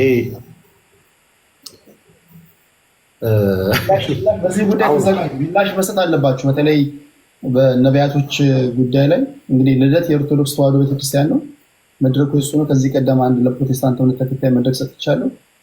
አሁን ደግሞ ሁለታችሁንም አንድ መድረክ ላይ አድርጌ አይ በነቢያቶቻችን ዙሪያ ላይ የተነገረው ንግግር ትክክል አይደለም፣ ራሳችንን መከላከል እንችላለን እንፈልጋለን። እሺ የባንክ ደብተር ውስጥ እንዴት ታየዋለህ ቴዲ? የባንክ አካውንት ይዛችሁ የባንክ ቡክ ይዛችሁ ተባለ። የባንክ ቡክ ይዘው ሄዱ። መሬት ላይ ያደረጉት የባንክ ቡኩ ላይ ተጸለየ። ከዛ ሄደ ባንክ ላይ ብር ሊገባ ማለት ተጸልዮ ዜሮ አካውንት ከፍተህ መጥተህ ሲጸልይ ይላል። ገንዘቡ ራሱ አይደለም የገረመኝ። እኔ ብዙ ጊዜ ማየው መደበኛ ሰዎች በማያዩት መነጽር ነው። አሁን ያ ሰውዬ የተሞላለት ሰውዬ አብዛኞቹ ሊሆን ይችላል፣ ግን ልብ ያላሉት ልብ ብሎ ከሆነ ሰውዬው ባንክ ቤት ቡኩ ላይ የተሞላለት ምናምን ገንዘብ ቀኑ እሑድ ነው። እሑድ ባንክ ቤት ይሰራ አይሰራም? አሁን እንዲህ ነገሮች መታየት አለባቸው። ሲመጡ ትራንስፈር አድርጉለትስ ቢሆን እኮ በሌላ አካውንት ትራንስፈር አድርጉለት። በእሑድ ቀን እንዴት እንደዚህ አይነት ነገሮች መጠየቅ አለባቸው። እናንተ የምታነሱት ጥያቄ ካለ ስሎንጋስ መሬት ላይ ያለ ሪከርድ የሆነ ነገር ይሁን እንጂ በአግባብ እኛ እናስተናግዳለን። እኛ የምንጠላው ስድድብ ነው። መጥቼ እኔ እሳደባለሁ ምናምን ካል ከየትኛውም እምነት ልትወጣ ትችላለህ፣ አበራሃለሁ። እኛ ቀናና ቀጥተኛ ነገር እንሰማለን፣ እንፈርዳለን። መጨረሻ ላይ የቴዲና የቴዲ ቤተሰብ ሰዎች አረ እንዴ ካል ልደት ራሴን ዲፌንድ አደርጋለሁ ካልክ ይኸው እንደ ልደት መተህ ትናገራለህ፣ ትሄዳለህ። ከዛ ህዝብ ይፈርዳል ማለት ነው። ያለ ከሆነ አሁን ልደት የሚያወራው ያለ ይሁን አይሁን አላውቅም። ያለ ከሆነ ማስረጃውን ታመጣለህ፣ ካልሆነ ግን ማጥፋት ነው። ለምሳሌ ቀደም ስትናገራቸው የነበሩ ይሄ ባንክ ቤት ሞላሁኝ እንደዚህ ሞላሁን አልጋ ላይ ስተኝ ደቂቃ አስረዘምኩ ምናምን የሚል ነገር ካለ መብት ነው አምጣት። እንደዚህ አይነት ነገር የገስታውስ አገልግሎትም አላቸው በብዛት ባይዘ እህቶች ብቻ ነው የሚገለገሉት። እዛ እህቶች ብቻ በጣም የተመቼ ጌታ እግዚአብሔር ሆይ ለቤተክርስቲያናችን 180 ሚሊዮን ብር ስጠኝ ብሎ ሲጠይቅ አልሰጥም ብለዋል። እዛው አንዱ ለአንደኛው ይጠይቋል፣ አንደኛው እዛው ይመልስለታል። እና በጣም ነፍስ ገስት ሃውስ የሚያገለግለው ወንድ ነው ወይስ ሴት ናት የምታገለግለው? ወንድ ነው የሚያገለግለው ገስት ሃውስ። ተገልጋዮቹ ሴቶች ናቸው በአብዛኛው። ዩቲዩብ ላይ ሁሉ ተለቋል እኮ እንደዚህ አይነት ነገሮች ማለት ምን ያህል ባለትዳሮችን እስከ ማፋታት ድረስ የሰው ህይወቶችን እስከ መቀማት ድረስ ቢሮ እያመጡ የሚያጸልዩ ገስት ሃውስ እያሉ ገስት ሃውስ ውስጥ እያስገቡ በጣም የሚጋሩ እንዳሉ በራሳቸው ዶክመንተሪ ተሰርቷል። እና ኢቨን ሀሰተኛ አስተማሪዎች ብለው ራሱ ቪዲዮ ሰርተዋል ዩቲዩብ ላይ አለ። በቀላሉ መስፈርቱ ምንድነው? እንደዚህ አይነት ቦታ ላይ ገብቶ ለማገልገል አሁን ተለቀው አገልግሎት በዝምድና ነው ወይስ ምንድነው? ማስታወቂያ ምናምን ያውቃሉ?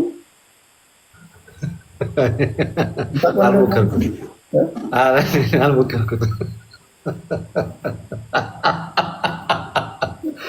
ግን አሁን ፓስተር ሶፊ ታውቃለህ? ፓስተር ሶፊ የፓስተር ዳዊት ወንድም ነው። ፓስተር ሶፊ አሁን እሱ ላይ የሚቀርቡትን ነቢያቶች አይታቸው እሱ ራሱ ላይ የሚያቀርባቸው እየሰከሩ የሚቀርቡት በጣም በርካታ ነቢያቶች ናቸው የሚቀርቡት። ሰክረው የሚቀርቡት ይመስለኛል። እንደዛ ለመደባደብ ምናምን ይሞክራል። የክርስቶስ ሁለቱም ባህሪ ንገረኝ ሲባል እንግዲህ ፕሮቴስታንት በክርስቶስ ዙሪያ ላይ አንድ አካል ሁለት ባህሪ ብሎ ነው የሚያምኑት፣ ፍጹም ሰው ፍጹም አምላክ። እስኪ የክርስቶስ ሁለት ባህሪ ንገረኝ ሲባል ፍጹም ትሁት ብሎ የመለሱ ናቸው እኮ እነሱ። የክርስቶስ ሁለቱ ባህሪ ማለት ፍጹም ሰውና ፍጹም አምላክ ነው በፕሮቴስታንቱ ዘንድ ያለው እምነት እና የሚያምኑትን መሰረታዊ እምነት እንኳን ጭራሽ የማያውቁ ዝም ብለው ከመሬት ተነሱ ላይሰንስ ያወጣሉ፣ ይከራዩና በሆነች በቆርቆሮ ዳስ ያደርጉና የሆነች እንትን ይከፍታሉ ቸርች። ይኸው መጣ ፓስተር ሶፊ እግዚአብሔር እና ስፒከር ይገጥማሉ። ላከሉ ወይስ ጆይን አደረገ? አይ ጊፍት ሲሰጠኛቸው እና ከከፈተ ኢንቫይት አደርገዋለሁ። ላይፍ ከከፈተ ኢንቫይት አደርገዋለሁ። እኔ አምንበታለሁ የእሱን ፓስተርና ሚሰራው ስራ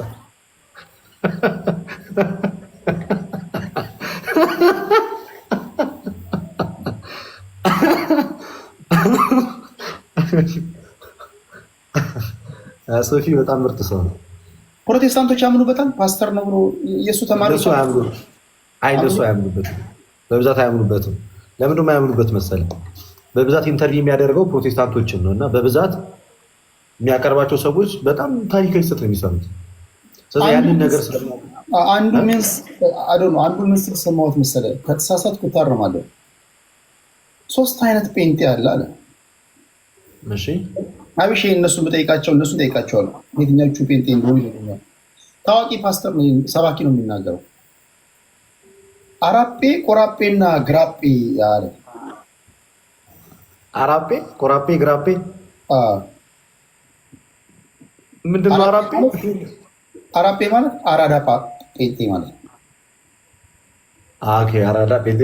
ቆራጴስ ማለት ይቀመቅማል ምናምን የሚያደርገው ነገር ያደርጋል። የእሑድ ቸርች ምናምን የለም ሁሉ ነገር ያደርጋል። ዞኔቲንግ በቃ ጌታዊ ስለሚመጣ ቸርች ስለሚመጣ ነው። በቃ እንጂ ሁሉ ነገር ቀምቃሚ ነው፣ በርጫ ሁሉ ነገር ያደርጋል። ሰውየው እንደሚናገር እኔ በሌላ አትፍረዱ። እኔ በኋላ ቴዲ እንዲያለ ብላችሁ እንትን እንዳትሉ፣ ፐብሊክ ሪከርድ ነው። ከዛ ቆራጴ ደግሞ አለ። ይህ ቆራጥ ጴንጤ ቆራጥ ነው።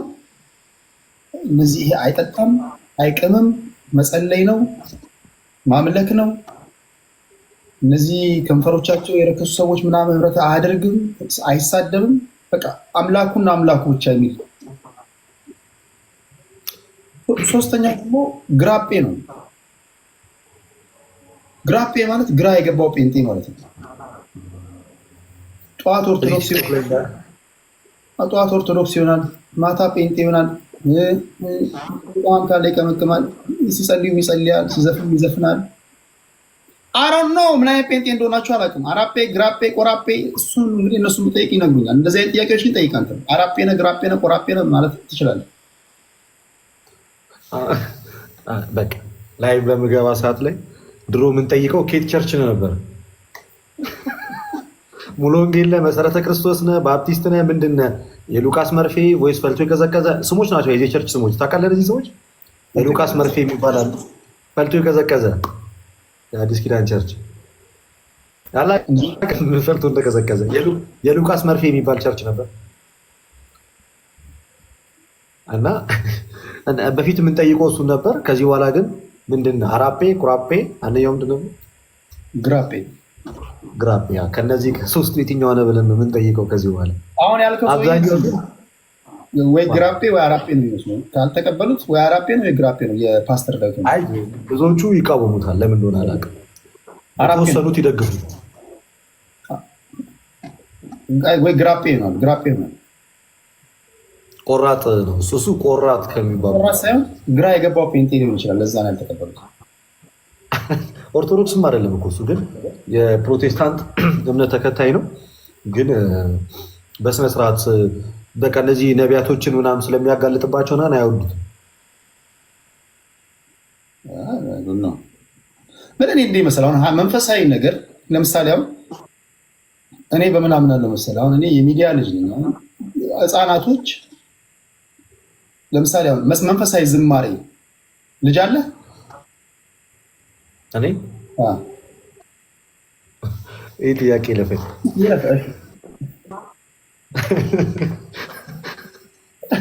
ያልፋል ከሌለ የለኝ ነው። እሺ የሆነው ነው።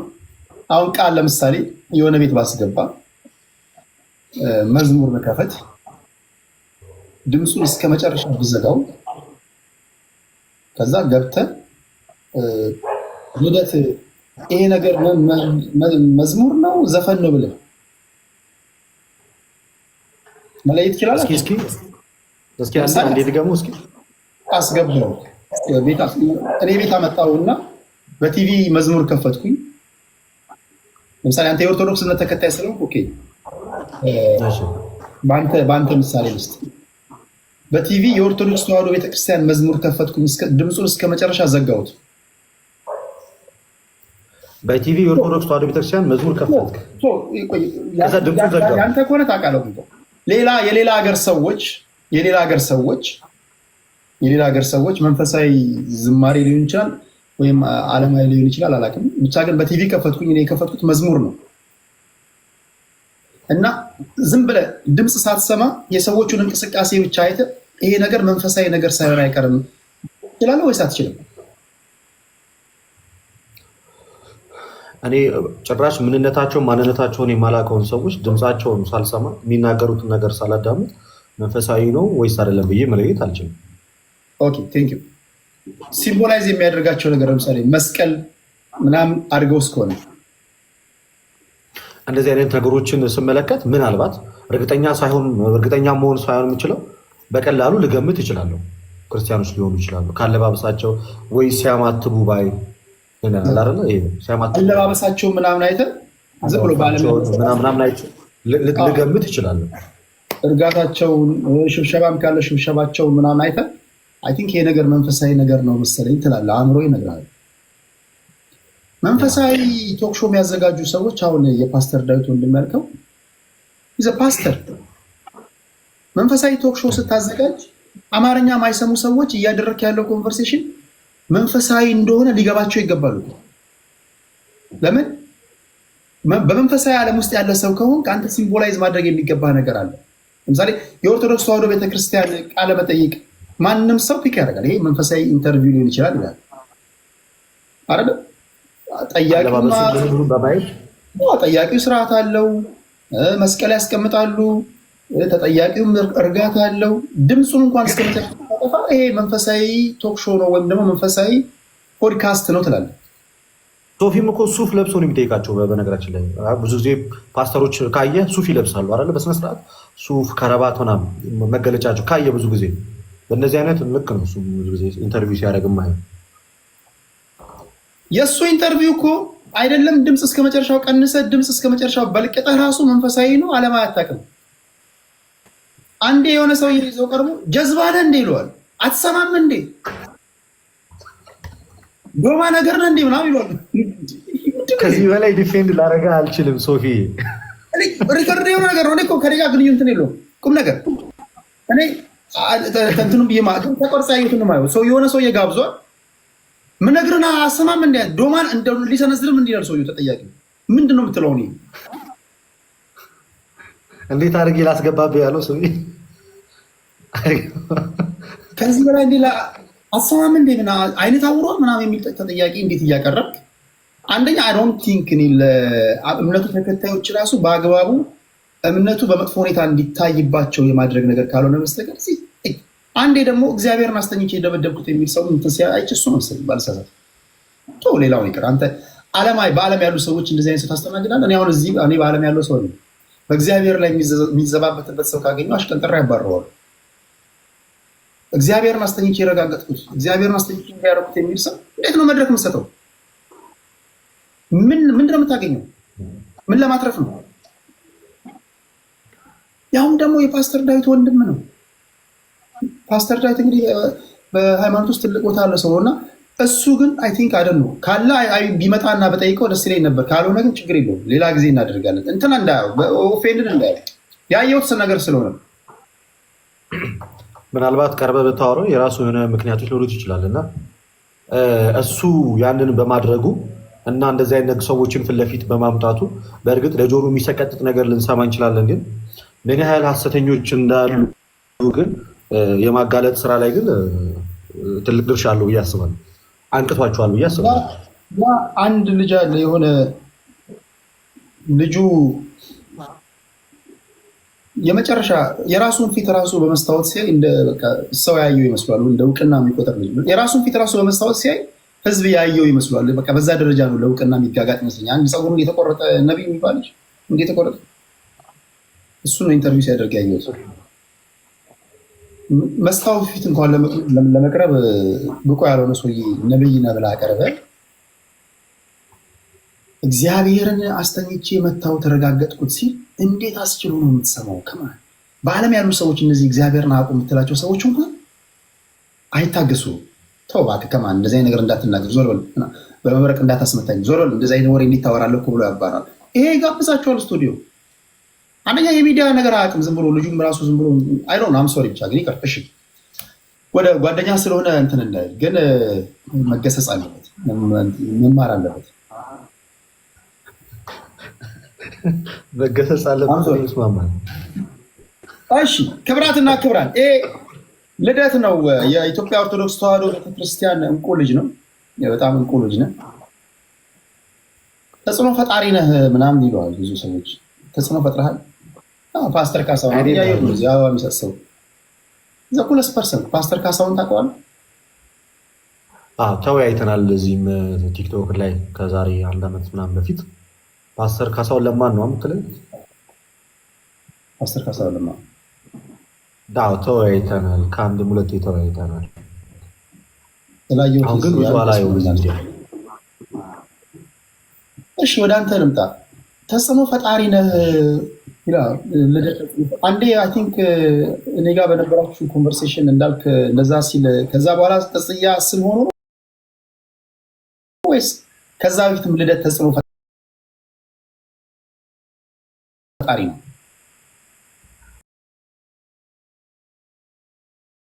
እኔ አይደለሁም ተጽዕኖ ፈጣሪ፣ ወንድሜ ነው። የኔ ወንድም አለ። የኔ ወንድም ዛሬ ያደረኩት የእሱን ቲሸርት ነው። ወንድም አለ። የእሱን ቲሸርት ነው ያደረኩት ዛሬ። ፈለገ አትናቴዎስ ይባላል። ፈለገ አንተ ነው እንዴ? ወንድም ነው ፈለገ? ወንድም ነው ፈለገ? ወንድሜ ነው። ወንድሜ ስለ ያው በመንፈሳዊ ዓለም የስጋ ሳይሆን በጣም በቃ እና በመልክ ትንሽ እንመሳሰላለን መሰለኝ። ብሶ ይምታታል በእኔና በሱ ዙሪያ ግን ትንሽ እኔ መልከ መልካም ነኝ ከሱ አንጻር። የሱ ክብ ብቻ ነው ፊቱ ዝም ብሎ። እዛች ጋር ትንሽ እንተላለፋለን። እሺ ወደ ሌላው ጥያቄ ልሂድ። እሺ እንቀጥል። የቅምቀማ ጉዳይ ነው። ብዙዎቹ አሁን በዓለም ያላችሁ ሰዎች ይህን ጥያቄ ሳልጠይቅ ብሄድ በዓለም ያሉ ሰዎች ይበሉኛል። ቢኮዝ ከኔ ጋር አብረው ለመምጣት እያሟሟቁ ነው። በነገር ላይ በጣም በሺዎች የሚቆጠሩና ቀምቃሚ ትውልድ ነው። ይቀመቅማል። ካልቀመቀመ በቃ ብዙ ነገር የሚያደርግ ትውልድ ነው። በኢትዮጵያ ኦርቶዶክስ ተዋሕዶ ቤተክርስቲያን መጠጥ እንዴት ነው ይፈቀዳል? ሳይበዛ ሳያንስ ሶኬና የሚባል ነገር አለ ወይስ ኮምፕሊትሊ ይከለከላል? ስለ መጠጥ አጠቃላይ መጠጥ የሚባለው ነገር ኮምፕሊትሊ በክርስትናው ዓለም ሰጀስት የሚደረግ አለ። ሲጀመር እንደ ጥያቄ ሆኖ ራሱ መቅረቡ እኔ አልደግፈውም። ለክርስቲያን መጠጥ ህይወቱ አይደለም። በቃ የክርስቲያን መጠጥ የጌታ ኢየሱስ ክርስቶስ ደም ነው። እንድንጠጣው የተፈቀደልን መጽሐፍ ቅዱስ ላይ ክሊርሊ እንድንጠጣ የተፈቀደልን ነገር የጌታ ኢየሱስ ክርስቶስ ደም ነው። ግን አንዳንድ ጊዜ ልክ እንደዚህ ብለን በምንናገር ሰዓት ላይ እና እንዲህ ብለን በምናወራ ሰው ላይ ስናወራ ኮምፕሊትሊ መጠጥ ኮምፕሊትሊ መጽሐፍ ቅዱስ ላይ በጣም ሪጀክት እንደተደረገ አድርጎ የሚያወሩ ፕሮቴስታንቶች አሉ። ኮምፕሊት በቃ ከናካቴ መጠጥ የሚባል ነገር ጭራሽ መጽሐፍ ቅዱስ ይከለክላል ብሎ የሚናገሩ ሰዎች አሉ። ይላል መጽሐፍ ቅዱስ እንደዛ ቃል በቃል ባይልም እንኳን ማለት ነው። መጠጥ ግን የሚፈቀድና ሰጀስት የሚደረግ ነገር አይደለም። ገና ከጅምሩ ጠጡ፣ ትንሽም ይሁን ትልቅ፣ ብዙም ይሁን ትንሽ እንዲጠጣ ሰጀስት የሚደረግ ነገር አይደለም። ገና ከጅምሩ እኔ እንደ አንድ ኦርቶዶክስ ተዋሕዶ ቤተክርስቲያን መጠጥን የምታበረታታና ሰዎች ጠጡ ብላ ወደ መጠጥ የምትገፋ ቤተክርስቲያን አይደለም ያለች። ሚንዋይል በተቃራኒው ግን ማለት ነው ልክ ቤተክርስቲያን የሆነ መጠጥን እንደፈቀደች አድርገው ለሚያስተምሩና ሰካራም ትውልድ እንዳፈራች አድርገው ለሚያወሩ ሰዎች ግን የምር መጽሐፍ ቅዱስ ላይ ግን ኮምፕሊት መጠጥ የሚለው ነገር እንዳይጠጣ ተከልክሏል ወይ? አለ ወይ ጥቅስ? እንዳጠጡ የሚል አለ ወይ? ከኦሪት ዘፍጥረት እስከ ራዕየ ዮሐንስ ድረስ ብታነብ በጥቅስ ደረጃ ይህን ነገር አታገኘው። ስለሌለ ይጠጣ እያልኩኝ አይደለም። ለምሳሌ ሎጥ ከልጆቹ ጋር የተኛው ምን ሲያደርግ ነበር ታውቃለህ? እሱን ፓርት ሎጥ መጠጣቱ አልነበረም ትልቁ ችግሩ የነበረው ጠጥቶ እና ያ መጠጡ ወደ ስካር ስለገፋፋውና በመስከር ደረጃ ላይ ስለደረሰ በስካር መንፈስ ውስጥ ሆኖ ነው መቼስ ያንን ሁሉ ጉድ የፈጸመው። ስለዚህ ጉድ የፈጸመበት መጠጡ ነው። ጠጥቶ ሰከረ። ከመስከሩ የተነሳ ያን ነገር አደረገ። ለምሳሌ ቃና ዘገሊላ የነበረው ወይን የሚያሰክር ነው የማያሰክር ነው? ወደ እንግዲህ እኔ አልቀመስኩትም፣ ግን ወይን ከሆነ ምናልባት ወይን ተብሎ ኢየሱስ ክርስቶስ ወይን ተብሎ ለምሳሌ ዜሮ አልኮል አለ። መጽሐፍ ቅዱስ ላይ ለምሳሌ እነ እንትናም የጠጡት መጽሐፍ ቅዱስ ላይ ሌሎችም ጠጡት የተባሉት ነገር አረቄ ነው ታዲያ ተቀምጧል። እንደዛ ተብሎ ስፔሲፋይ አልተደረገም። ዞሮ ዞሮ በእስራኤላውያን ባህል ከወይን ውጭ ሌላ ምን ሊጠጡ ይችላል? ምን አይነት መጠጥ ይሆናል? እና ታዲያ ጨብ ብለዋል እያልክኝ እዛ የቀመቀሙት ሁሉ ቃና ዘገሊላ ላይ በቃና ዘገሊላ በሰርጉ ሁኔታ ላይ አስቀድመው በጣም ሲጠጡ የነበሩ ሰዎች አሉ። የተወሰነ የጠጡ አሉ። ለምሳሌ ሐዋርያቱ ተገኝተዋል። ጌታ ኢየሱስ ክርስቶስ ተገኝቷል። እናቱ ተገኝታለች። እና በዛ ፕሮግራም ላይ የተገኙት ሰዎች እነዛ ሁሉ ሰዎች ሰካራም ናቸው ይላል መጽሐፍ ቅዱስ አይልም። ያንን በመቅመሳቸው ደግሞ ራሳቸውን አርክሰዋል ይላል አይልም። የምንናገረውንና የምናወራውን ነገር ይሄ በኮመን ሴንስ ጀጅ የምናደርገው ነገር ነው። ወደ እንትኑ እመጣለሁ። ከዚህ ጋር አንድ ነገር ልንገርህ። ይሁዳ ነበር አሉ። ይሄ መጽሐፍ ቅዱስ ላይ የሌለ ነው እና ቃና ዘገሊላ ማን ያለው እንደዛ? ማን ያለው? ቃና ዘገሊላ ላይ ይሁዳ ነበር አሉ። አሁን መጽሐፍ ቅዱስ ላይ የለም ይሄ ቃል ግን እና ይሁዳን የሚያውቅ አንድ ሰውዬ የወይን ጠጅ እየጠጡ ይሁዳ ጋር መጣና አንተ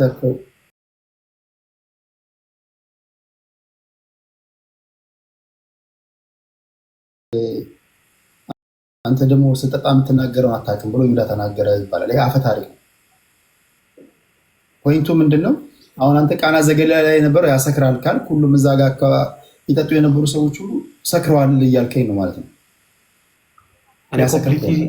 እየተናገርኩ ያለሁት ኮመን ሴንስ በሆነ መንገድ ነው እያስቀመጥኩኝ ያለሁት። ወደ እንትኑ ያው ባይ ዲፎልት ወይን ከተባለ አልኮል ይኖረዋል። ስለዚህ ከጠጡ ደግሞ አንዳንዱ ሞቅ ሊለው ይችላል፣ አንዳንዱ ደግሞ መጽሐፍ ቅዱስ ሞር የሚከለክለው መጠጥን ሳይሆን ስካሩን ነው የሚከላከለው። ብዙ ቦታ ከጠጣ በኋላ የሚፈጠረው ነገር የሚከለክለው።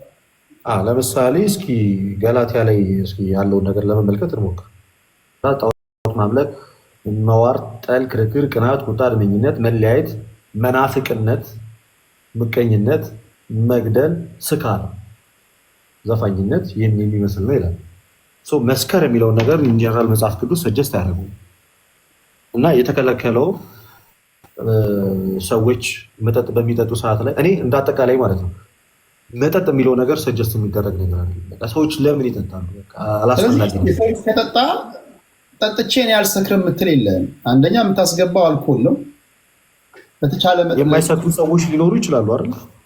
ለምሳሌ እሳት እየነደደ አጠገቡ ተቀምጠህ ወላፈኑ አልደረሰኝ ማለት ትችላለህ። አንለስ ከእሳቱ ርቀህ ካልተቀመጥክ በስተቀር ግን ወላፈኑን ያገኘው እንጂ እሳቱ አላቃጠለህም። ልክ እጅን ብትሰደው ግን ያቃጥልሃል። መጠጥም ላይ በጣም አብዝቶ የሚጠጡ ሰዎች መጠጡ እነሱን ኮንትሮል አድርጓቸው አእምሯቸውን እስኪስቱ ድረስ ሊያንገዳግዳቸው ይችላል። አሁን አንዳንድ የመምህሮች ተቀርጸው እዚህ የሚንሸራሸሩትን አለ። ለምሳሌ ኦርቶዶክስ ተዋሕዶ ቤተክርስቲያን መምህራኖች ናቸው መሰለኝ። 2 ይፈቀዳል የሚል አንድ ሰው እያይቼ ነበር። ሳይበዛ 2 አንድ ሰው ሳይሆን አባታችን አባ ገብረ ኪዳን ይባላሉ። አባ ገብረ ኪዳን ሰውዬ ሲል ያው ትንሽ እንትን ስለሚል ለማስተካከል በዓለም ያለው ሰው ስለሆንኩ ነው። ሶሪ ጋይስ እኮ እኔ እያስተካከልኩኝ እኮ። እሺ ቴንክ ዩ። እሺ አባ ገብረ ኪዳን 2 ጠጡ አሉ። እሳቸው አንዳንድ ጊዜ ለምሳሌ ሁለት ጠጡ ማለት ሲጀመር እዛ ትምህርት ላይ ሙሉ ስብከቱን የሰማ ሰዎች መጠጣት እንደሌለባቸው ማለት በስካር መንፈስ መውደቅ እንደሌለባቸው እና መጠጥ ተያይዞ ሊመጣ የሚችለውን ነገር አስረድተው፣ ግን አብዛኛው ይሄ መጠጥ የምትለው ነገር በእስራኤላውያን ባህል በእኛም ባህል አለ። ባጭሩ ግን ይሄ ነገር አለ በሰው ህይወት ውስጥ ዴሊ ያለ ነገር ነው። ስለዚህ ሰዎች በራሳቸው ጀጅ ያደረጉት ነገር ቤተክርስቲያኗን ወክለው ቤተክርስቲያኗን ትምህርት ይዘው እንደዚህ ቤተክርስቲያን በዶግማ በቀኖና በጽሁፎቿ ሁለት ትፈቅዳለች ለማለት ሳይሆን እንደ አባትነት ኮመን ሴንስ የሆነውን ነገር ተጠቅመው አጠጡ ብትል ኮምፕሊት የሚያቆም ሰው ላታገኝ ትችላለህ። ጠጡ ብትል ደግሞ ልክ አይደለም፣ ነውር ነው። ከዚህ ሁሉ ሰዎች ራሳቸውን መከላከል ለመጠበቅ ስላለባቸው ሁለት ጠጡ ብለው መናገራቸው አትስከሩ የሚለውን ሴንስ ሰፋ አድርገው ለመናገር የተጠቀሙት የቃላት አጠቃቀም ነው እንጂ ለክተው ሰፍረው ሁለት ይጠጣ ብለው ስርዓት እየሰሩልን አይደለም። አባ ገብረ ኪዳን ሁለት ጠጡ ማለታቸው በራሳቸው በምትጠጡ ሰዓት ላይ ወደ ስካር መንፈስ እንዳትሄዱ፣ ወደ ስካር ነገር ውስጥ እንዳትገቡ የሚለውን ጽንሰ ሀሳብ ለማስረጽ ስለፈለጉ ብቻ የተናገሩት ንግግር ነው እንጂ ለክተው ሰፍረው አስቀምጠው የተፈቀደው ሁለት ቢራ ወይ ሁለት ምናምን ነገር ነው ለማለት ፈልገው አይደለም። እውነቱን ለመናገር ከዚህ ሁሉ ለምን አቁሙ? ከዚህ በኋላ የምጠጡ ሰዎች አቁሙ ለምን አይሉ? ምን ይቀርባቸዋል? ምሳሌ በቃ ከዚህ በኋላ አቁሙ። እኔ የፈለግኩት ነገር በዋነኝነት አባ ገብረ ኪዳን የተናገሩት ነገር ኮምፕሊትሊ ስህተት አይደለም ነው እያልኩ ያሉት። አንድ ሰው መጥቶ መጠጥ አይቻልም። እሳቸው እኮ የሚጠጡ ሰው አይደሉም እኮ ሲጀመር። አባ ገብረ ኪዳን መጠጥ የሚጠጡ ሰው አይደሉም እኮ። በጣም የቅድስና ህይወት ያላቸው በጣም ጸሎተኛ፣ በጣም ደግ ቸር አባት ናቸው። ወጣቱን በጣም ከአጓጉል ነገር አይደለም ኦርቶዶክሱ ሙስሊሙ እንኳን የሚሰማቸው በጣም ደገኛ አባት ነው። ከሚያስተላልፉት ትምህርት አንጻር ህይወታቸው ይናገራል። ግን የሚሰብኩትን ኦዲየንስ በአንድ ቀን እንዲያደርግ ከማለት ይልቅ ሰዎችን ቀስ ቀስ ያሉ ማስተማርን መንገድ ስለመረጡ ነው እንጂ ያን የተናገሩት የምርም ሁለት ይፈቀዳል ብሎ በአባታዊ ቃል እውነቱን ለመናገር አንዳንድ ጊዜ ያለ አይደለ ቀለል አድርገህ ለወጣቶች ቀርበህ በምታስተምረው መንገድ አስተማሩ እንጂ ሰጀስት እያደረጉ ሰዎች መጠጥ መጠጣት አለባቸው ለማለት ፈልገው ያስተማሩ ነገር አይደለም። የሆነ ሰው ተነስቶ መጠጥ ክልክል ነው ቢል የስ ግን መጠጥ ክልክል ነው ጭራሽ ክልክል ነው ሲል ከመጠጥ ጋር ተያይዞ ሊመጡት የሚችሉትን ችግሮችን አንስቶ ነው እንጂ መጽሐፍ ቅዱስ በጭራሽ መጠጥ እንዳጠጡ ብሎ የሰበከውን የተጻፈ ጽሑፍ አምጥቶ አይደለም።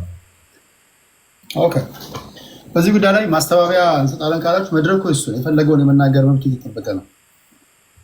እያየሁኝ ነው ኮመንት ላይ ብዙ ማቃቸው ሰዎች አሉ። ኮመንታቸውን እያነበብኩ ነው። ልደታችን የኢትዮጵያ ኦርቶዶክስ ተዋሕዶ ቤተክርስቲያን ሰው ነው። አስተማሪ ነው ወይስ የእምነቱ ተከታይ ነው? እኔ አስተማሪ አይደለሁም፣ የእምነቱ ተከታይ ከወንድሞቼ ጋር የማውቀውን ነገር የሼር ማድረግ አንድ ትንሽ ልጅ ነው እንጂ አስተማሪ አይደለሁም። ግን አሁን ሳይ ብዙ ጊዜ በመንፈሳዊ እንትን ስለሆነ ማቅል መንፈሳዊ ቶፒክ መንፈሳዊ ነክ ነገር ነው ወይስ አንዳንድ ማህበራዊም ጉዳይ ምናምን ትዳስሳለህ? እኔ ማህበራዊ ጉዳይ የምዳሰሳለሁ። በተለይ አሁን ላይ እያወራሁበት የተነጋገርኩበት ያለ አንድ በጣም ትልቅ ኢሹ አለ። ሃይማኖታዊ ነገር እንዳለ ሆኖ ሰሞኑን በግልጽ ቪዲዮዎች ስሰራ የነበረበት ዋነኛ ምክንያት ሁሉም ሰው በቀላሉ ወጣቱ የሚጠቃበት አንድ ነገር አለ። ማስተርቤሽን ወይም ሴጋ የሚባለውን ነገር ሰሞኑን በተደጋጋሚ ቪዲዮ እየሰራው ላይቭ ላይ ገብቼ ያስተማርኩ። አሁን ማህበራዊ ጉዳይ ነው ያስባለው ሁሉንም ማህበረሰብ ስለሚነካ ነው። በዚህ ዙሪያ ላይ ሃይማኖታዊ ግለ ወሲብ የሚባለው ነገር አብዛኛውን ወጣት በተለይ ከ15 ዓመት ጀምሮ ያለውን የትኛውንም ወጣት የሚያጠቃ በጣም ከፍተኛ ችግር ነው። ባለትዳሮችንም ወጣቱንም ሴቱንም ወንድንም የሚያጠቃ ነገር ነው። ሰው በዚህ የተነሳ ተስፋ ወደ መቁረጥ ደረጃ ደርሷል። ራሱን ማጥፋት ይፈልጋል። ዲፕሬሽን ውስጥ ነው። ራሱን ይጠላል። በጣም በርካታ ችግሮች ስላሉ በዚህ ዙሪያ ላይ ለእኔ በግልጽ ወጥቼ እየተናገርኩ ነው ያሉት። ለምሳሌ ልክ ስህተት ነው፣ ከዚህ ነገር ለመውጣት እንዲህ ማድረግ አለባችሁ ብዬ ቪዲዮ ምንም ቃሉ ቢከብድም ግን አንድን ነገር በደንብ ካላወራንበትና ካልተነጋገርንበት በዝምታ ሰው እያለቀ ራሱን የሚያጠፋ በርካታ ወጣት አለ እኮ በዚህ ነገር ውስጥ ገብቶ መውጣት አቅቶት ራሱን ጠልቶ እና እዚህ ላይ እሰራለሁ። ከዛ ውጭ ግን ሞር መንፈሳዊ ኮንተንቶች ናቸው። አይ በጣም ይሄ እኔ እንደውም አንዴ የሆነ አንድ ልጅ አዶናይ የሚባል ልጅ ታውቀዋለህ? እኔ ጋር መጥቶ ነበር ከዚህ ፊት ላይ ብላ አዶናይ አውቀዋለሁ። በቀን 5 ጊዜ ይሄ ህዝብ እንደምታውቀው ተንኮለኛ ነው። ይሄ የከሸፈ ትውልድ ነው እዚህ የምታየው። እኔ እንደውም ይቅርታ አድርግልኝ አንዳንድ ጊዜ አሁን ተዘጋጅተናል ጌታ ሆይ ና ና ትላላችሁ። እዚህ ህዝብ ማለት አንዳንድ ይምጣ እላለሁ ነገር ሁላችንም እኔን ጨምሮ ማለት ነው። ልጁ ችግሩን ተናገረ። አሁን ልደት እየመጣና ልጁ በቀን 5 ጊዜ ሲጋ መታለው አለ። ሪከርድ የሆነ ነገር ነው። እርግጠኛ ነኝ አንተ ብታገኙ ትመክረዋል። ይሄ ተንኮለኛ የሆነስ ትውልድ ልጁ እንዴት ከዚህ ከገባበት ችግር እንዴት ይውጣ ምክር ሀሳብ ከመስጠት ይልቅ አንዱ ምናው ታውቃለህ? አንተማ እንትን ራሱ ልሸና ስታወጣው እቃ ሊመታኝ ነው ብሎ ይሰጋላል።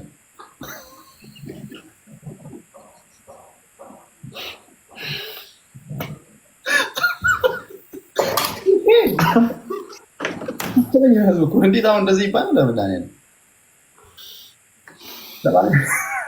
ለማንኛውም እሱ ተለውጧል። ከዚህ ችግር እንደወጣ አውቃለሁ።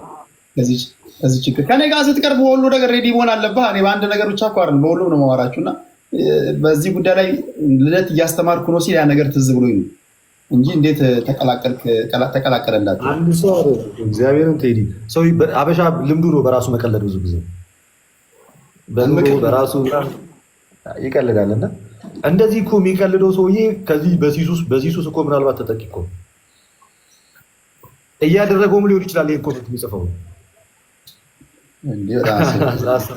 አይቁም። ነገር ግን ያላችሁ ካላችሁ አንዳንዶቻችሁ የእጃችሁ አሻራ አልወጣ አላችሁ ሳይረፍዱ እንደዚህ አይነት ምክሮች ያሉ ቦታ ላይ ሂዱና ስሙ፣ አድምጡ፣ ትለውጣላችሁ። ካልሆነ የውጭ ፕሮሰስ አንዳንድ አሁን የውጭ ፕሮሰስ አለ፣ ግን አሻራ አልወጣ ብሎ የተከለከለ ሰው እያለ እያየው ነው። አረጋ የሚባለው ሰው እያየው ነው። አሻራ አልወጣ ብሎ ነው የተከለከለው። ሁሉ ነገር አልቆ አሻራ የለም እና ሳይድ ኢፌክቱ ብዙ ነው ለማለት ያለው። በዚህ አይን ያጠፋል ይባላል። ሰርች ሳደርግ ካገኘሁት ነገር መጀመሪያ አይን ያጠፋል። ቀላል በቃ ቪዥንን ምናምን ይሰርቃል በጣም ሲቪር ሲሆን እስከዛ ደረጃ ያደርሳል እና በጣም ከፍተኛ የሆነ የድካም ስሜትን ይፈጥራል። በጣም ከፍተኛ የሆነ ድካም ስሜትን፣ በጣም ዲፕሬሽን እና ከሰዎች ጋር መቀላቀልን እንድትፈራ ያደርጋል። ሰልፍ ኮንፊደንስ ሉዝ ታደርጋለህ። በስራ ውጤታማ አትሆንም። እኚህ ነገሮች ተደማምረው የፋይናል ውጤታቸው ለምን እኖራለሁ በቃ ይህም እንድትል ያደርገዋል። ግን አንተ ብዙ ቶፒኮች አሉ። አሁን በትዳር ጉዳይ መፋታት አለ፣ ጥሩ ባል መምሰል እንዴት ይቻላል፣ ገንዘብ መቆጠብ፣ ብዙ ቶፒኮች እያሉ ይሄንን ቶፒክ ለመምረጥ ምን አነሳሳ? ምክንያት ይኖር ይሆን? ወል አለኝ አክቹዋሊ እኔ ይሄንን ቶፒክ ብቻ ሳይሆን በዚህ ቶፒክ ውስጥ ስለ ባልና ስለ ሚስትም አወራለሁ። ትናንትና በተለይ ረጅም ሰዓት ስንማማር ከነበረ ዋነኛ ጉዳይ ኢትዮጵያዊ ባሎች አብዛኛው ጊዜ እጅግ በጣም በጣም በጣም አግሬሲፎች ናቸው እና በጣም ማቹር ያደረጉም አይደሉም። አብዛኞቹ ባልነት ምን እንደሆነ ያልገባቸው፣ ሚስት ምን እንደሆነች ያልተረዱ፣ በቃ ከቤት ሰራተኛዋ ጋር የሚኖር ነው የሚመስለው፣ ከሚስቱ ጋር አይመስልም። እና በዛ ዙሪያ ላይ ብዙ ማሻሻል መለወጥ ያለባቸውን ነገር ለምሳሌ ትናንትና በጣም በስፋት ሳወራ ነበር። ለመፋታት ምክንያት በግልጽነት ባለማውራት ምክንያት ባልና ሚስቶች ይፋታሉ። አብሮ ጊዜ ባለመሰጣጣት፣ አቴንሽን ባለመሰጣጣት፣ የሴት ክብር ባለመስጠቱ ምክንያት በጣም ብቻ ብዙ አውርቻለሁ ትናንትና። ግን ይህንን ለምን አነሳው ካልከኝ ይህንን ያነሳውበት ዋነኛ ምክንያት ቅድም እንደውም የሆነ ሰዎች የጠየቁኝ እየተናገርኩ ነበር። ዩኒቨርሲቲ በነበርኩበት ሰዓት አንድ ዩኒቨርሲቲ ውስጥ በጣም በርካታ ሰዎችን ልታይ፣ አንድ ዶርም ውስጥ ብዙ ሰዎች ይኖራሉ ምናምን እዚያ ህይወቶች ይኖራሉ። የአብዛኛው ሰው በላፕቶፑ በስልኩ ምናምን ነገር ተሰብስቦ ፖርኖግራፊ ያሉ ይመለከታል ምናምን። መመልከት ብቻ ሳይሆን ለብቻቸው በሚሆኑበት ሰዓት ላይ ዶርም ውስጥ ስለሆነ የምተኘው ማን ምን ያደርግ። እኔ ብዙ ጊዜ ሌሊት ለቤተክርስቲያን ስለምነሳ አንዳንድ ነገሮችን ውድቅት ሌሊት ላይ ተነስተን ስለምንሄድ የምታያቸው የምታስተውላቸው ነገሮች ኖሩ ይችላል። ከዛ አንፃር ብዙዎቹ ሰዎች እንደዚህ አይነት ከፊልሙ በኋላ እንደዚህ አይነት ልምምዶች እንዳለ አስተዋሉ። ከዛ እንደዚህ ነገሮችን ስሰማ ብዙ አንዳንድ ሰርች ለማድረግ በዚህ ነገር ምን ያህል ሰው ተጠቂ ነው፣ ምን ያህል ውስጥ እዚህ ነገር ውስጥ አለ። በቀላሉ የግድ እኔ ያደርጋለሁ ሊላ አይገባም። የሆነ ሰው ሰማን ፖርን አዲክተድ ከሆነ እመነኝ ኔክስት ዴይ በቀጥታ ወደ ማስተርቤሽን ነው የሚለው። አብዛኛው ወጣት ፖርን አዲክተድ ነው። ኦቤስ ያ በየስልኩ በየላፕቶፑ በምን እያስጫነ በጣም ብዙ ሰዎች ይህን ነገር ያህል እንደዚህ አይነት ነገር ሳይ ይህ ነገር በጣም እየተንሰራፋ የመጣ ነገር። ከዚህ ይህን ከማየት ቀጥሎ የሚመጣው ውጤት ምንድን ነው? ኦብቪየስሊ ብዙ ሰው ሚስት ከሌለው ወይ ገርልፍሬንድ ከሌለው ወይ ሰሟን ምናምን ራሱን በራሱ ለማስደሰት ይህንን ነገር ተመለከትኩ። ሌላኛው በሰዓቱ ነው እንግዲህ ይህን ያየሁትና ከጊዜ ቆይታ በኋላ ወደዚህ ወደ ሚዲያ በመጣው ሰዓት ላይ አንዳንድ የስነ ልቦና አማካሪዎች በእንደዚህ አይነት ዙሪያ ላይ ቪዲዮ ሲሰሩ አያለሁ በተደጋጋሚ በማስተርቤሽን በስንፈተ ወሲብ ከሴክሹዋል ከሆኑ ህይወት ጋር ተያይዘው ቪዲዮ ይሰራሉ እና በተለይ በማስተርቤሽን ዙሪያ ላይ ቪዲዮ ሲሰሩ ኮመንቱ በጣም የብዙ ሰው እንዴት ልላቀቅ ሳይ የድንግል ማርያም ፕሮፋይል ያደረገ ሊሆን ይችላል። ሳይ መንፈሳዊ ስራ የሚሰራሉ ግን አዲክትር ነው በዚህ ነገር። እንደዛ ከሆነ ማህበረሰባችን ግን ለእንደዚህ አይነት ወሬ ምቹ ስላልሆነና በግልጽ መናገርን በተለይ በሃይማኖት ውስጥ ካለ ሰው ስለማይጠብቅ ለምን እኔ ሚዲያው ላይ ወጥቶ ማውራት የመጀመሪያ ሰው በእኛ ደረጃ እያነሳሰለ። ምክንያቱም ብዙ ሰዎች እንደተበከሉ ከኢንቫይሮንመንቱ አንጻር ማስተዋል ስለቻልኩ አነሳሁት። ሳነሳ እና ቪዲዮ ስሰራ በውስጥ በጣም በርካታ ነገር ነው ያየሁት። ፊት ለፊት ወጥቶ ሰው ማውራት ስለማይፈልግ የሰዎቹን ፕራይቬሲ መንካት አልፈልግም። በጣም በጣም በጣም ግን ብዙ ሰው ቪክቲም እንደሆነ ተረዳ። በመጀመሪያ ቪዲዮ ላይቭ ላይ ስገባ ወደ 2500 ሰው ነው ቁጭ ብሎ ይሰማል እና በጣም ብዙ ሰው በእንደዚህ አይነት ነገር አዲክትድ እንደሆነ ተረዳ። በተደጋጋሚ በምሰራቸው ቪዲዮዎችም በጣም መሰራት እንዳለበትና ብዙዎቹ እንዴት ከዚህ ችግር መውጣት እንደሚፈልጉ አናኒመስ በሆነ አካውንት ተደጋጋሚ ኮመንቶችን አየሁ። በቃ አነሳሳኝ፣ በደንብ እንድሰራበት አደረገኝ። በቃ ቀጠልኩበት በዚህ ጉዳይ። በጣም ይገርማል። በጣም በርታ። መች ነው ላይቭ የምትገባው? በዚህ አጋጣሚ እኔ ቤት ያላችሁ ሰዎች ፎሎ አድርጉትና እንደዚህ አይነት መንፈሳዊ ነገሮችን በሚያደርግበት ሰዓት ገብታችሁ ተማሩ። አይ ዶንት ኖ አንድም ሰው ሁለትም ሰው ቁም ነገር ሊያገኝ ይችላል። ያ ቀላል አይደለም እና ነገሮችን መከታተል የሚፈልጉ ሰዎች ካላችሁ በለትን ያሉት። ሌላው አንድ ማወቅ የምፈልገው ነገር አለ። ምንድነው የምታደርግልኝ? አንተ አሁን ቅድም ያልከው አንዳንድ ከመጽሐፍ ቅዱስ ውጭ የሆኑ ስብከቶችን የሚሰብኩ የሚናገሩ ነቢያቶች ቪዲዮ ይኖራል። መቼስ ፐብሊክ ላይ ያለ ነገር ስለሆነ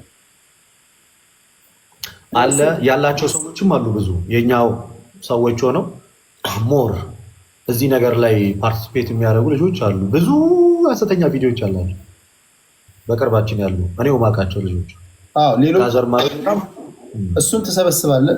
በፕሮቴስታንት ደግሞ ከኦርቶዶክስ ከመጽሐፍ ቅዱስ ውጭ አስተምሮ ያስተምራሉ የምትሉትን ወይም ደግሞ ትክክለኛ ያልሆነ ትምህርት ነው የምትሉትን ደግሞ ትሰበስቡና በማስረጃ አንድ ለአንድ የተያየ ለመምረጥም ስብከቶቻችን ምን ይመስላሉ የሚለውን እናያለን። አይዶ ነው። አንዳንዱ እግር ያነሳል ይባላል። አንዳንዱ ብዙ ነገሮች አሉና እኛን አይወክለንም፣ የእኛ እምነት ተከታይ አይደለም የማለት መብታችሁም የተጠበቀ ነው። ሌላ ሃይማኖት ተከታይ ሊሆኑ ይችላሉ። እሱን ትነግሩናላችሁ። ምናልባት ከምንድነው ወንጌል አማኞች አስገባ ምናምን የሚሉ ኮመንቶችን እያየሁ ስለሆነ ማለት ነው። ሌላ የተጫወትን እስኪ ለእኔ የምታነሳው ጥያቄ አለ ልደታችን? እኔ አንድ ጥያቄ ለአንተ ማነሳው ምንድን ነው፣ ሃይማኖትን መመርመር የፈለግከው እና እውነቱን ለማወቅ የፈለግከው አስቀድመህ የትኛው ቦታ ላይ ሆነ ነው ወይንስ ከስር መሰረቱ የትኛው ቦታ ላይ ስላልነበርክ ነው? ጥሩ ጥያቄ ነው። የመጀመሪያው ነገር ብዙ አይነት ድምፆች አሉ አየር ላይ። አሁን አንተን ስሰማ የአንተ ድምፅ አለ። ከዛ አለፍ ስል የወንጌል አማኞች ድምፅ አለ። ከዛ አለፍ ስል የእስልምና እምነት ተከታዮች ድምፅ አለ። የፍቅር ሲዝም ድምፅ አለ። እሱም ድምፅ አለው እንደ አቅሚት ይጮሃል። የሐዋርያቶችን ስብከት አለና ብዙ አይነት ሃይማኖቶች አሉ። አንዳንዱ ደግሞ ያስፈራራል። ከሞትክ በኋላ የምትቀበርበት የለም እያለም ያስፈራራል። እርፍ ማለት አለብህ፣ ፖለቲካው ይብቃ የሚልም አለና እስኪ ቀጥተኛና ቀና የሆነችው ሃይማኖት የትኛዋ ናት የሚለው ቁም ነገር ይሄ አሁን አንተን ስሰማ ምንም ነገር አደምጣለሁ ተናግረህ እስክትጨርስ ተመሳሳይ አይደል? ቅሬታ አለ አደማመጥ ላይ ምንም የለኝም። ልክ የፕሮቴስታንቶችም ሲመጡ ተናግረው እስኪጨርሱ አደምጣለሁ። መጨረሻ ላይ አንተ ሳይሆን አንተ ላይ ያለው በላይ ላይ ያረፈው ነገር ነው እኔ ላይ የሚሰራብኝ ብዬ አምናለሁ አይደል? አንተም እኔን ቴዲን ለውጠዋለሁ ብለህ ሳይሆን አንተ ያመንከው በላይ ላይ የሰፈረው መንፈስ ነው የሚለውጠኝ፣ እኔን ተከታዮች እንዲለውጥ እንፈልገው እና እስኪ እናንተን የነካ መንፈስ እኔንም ቢጎበኘኝ እና መጨረሻ ላይ ልወስን ሃይማኖት እንዲኖር። አሁን ባለሁበት ሁኔታ ላይ ግን ፍሪ ኤጀንት ነኝ። ብዙ ጊዜ እኔ ጋም ያው በጣም ብዙ ሰዎች በኮመንትን በተለያየ አይነትም ነገር ኧረ እሱ ፕሮቴስታንት ነው የሚል ነገር በስፋት ትጠየቃለህ። ግማሹ ለኦርቶዶክስ ስታደላ ኦርቶዶክስ ነው ይልሃል። አብዛኛው ኮመንት በአንተ ቪዲዮዎች ላይ ግን አንተ ስታወያየን ምናምን በሚታዩ ቪዲዮዎች ላይ ግን ብዙዎቹ ፕሮቴስታንት እንደሆን ካርገው ነው የሚናገሩ። አይዶን ነው እኔ ፍሪማን ነኝ ካልክ፣ ስለዚህ አሁን ቴዲን የምናየው ከዚህ በኋላ ከየትኛውም የእምነት ድርጅት ውስጥ አባል አይደለም፣ ግን አባል ለመሆን እያንኳኳ ነው የትኛውንም በር ብለን እንውሰደው ማለት ነው። ልክ ስወስን እኔ ምንም የፈራው ነገር የለም፣ የሚያደባበቀኝ ነገር የለም። ስወስን በይፋ የኦርቶዶክስ እምነት ተከታይ ነኝ፣ የፕሮቴስታንት ነኝ፣ የእስልምና እምነት ተከታይ ነኝ ወይ ሐዋርያት ነኝ ብዬ እናገራለሁ። በቃ በይፋ ነው የምናገረው። ምን ራሱ አመንዝራና ኃጢአተኛ ትውልድ ነው ያለው የተሰበሰበው። ማንም ትፈራለህ? እኔም አንዱ ነኝ። ኃጢአተኛ እንዴት ትፈራለህ? የምፈራው እግዚአብሔር ነው የምፈራው። ምን መደባበቅ ያስፈልጋል? በግልጽ ነገር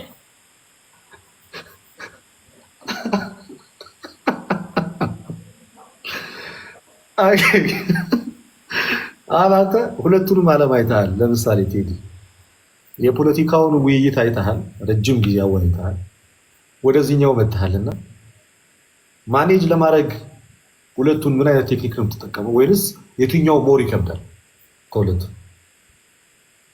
የእኛ ሰው አንድ የተረዳሁት ነገር ድሮ የምናገረው ነው። እኛ ኢትዮጵያውያን ሕግና ስርዓት ስላላስተማሩን መሪዎቻችን ወይም ደግሞ ሕግና ስርዓት ያለው ሀገር ላይ ስላላደግን ነው እንጂ ህዝባችን የሚገርም ነገር የምትነግረውን ይሰማል።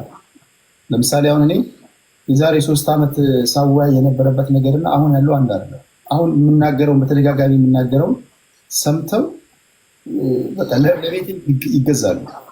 ለምሳሌ ህዝብ እዚህ ቲክቶክ ላይ በተለይ ካለፉት 2 ዓመታት ወዲህ እናቱ የወለደችው ሰው አማራን አይሳደብም፣ ህዝብ አይሳደብም፣ ኦሮሞ፣ ትግራይ የሚባል አይስድብ የለም።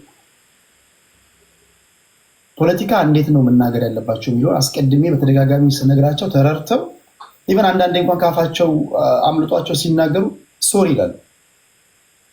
ስለዚህ እኔን የቤቴን ህግ አክብረው በዛም መንገድ ይወያያሉ። ስለነገርኳቸው ማለት ነው። እምነቱ ላይ ስመጣ በተደጋጋሚ ስናገር ሰምተህ ከሆነ የእምነቱ ውክልና የለህም።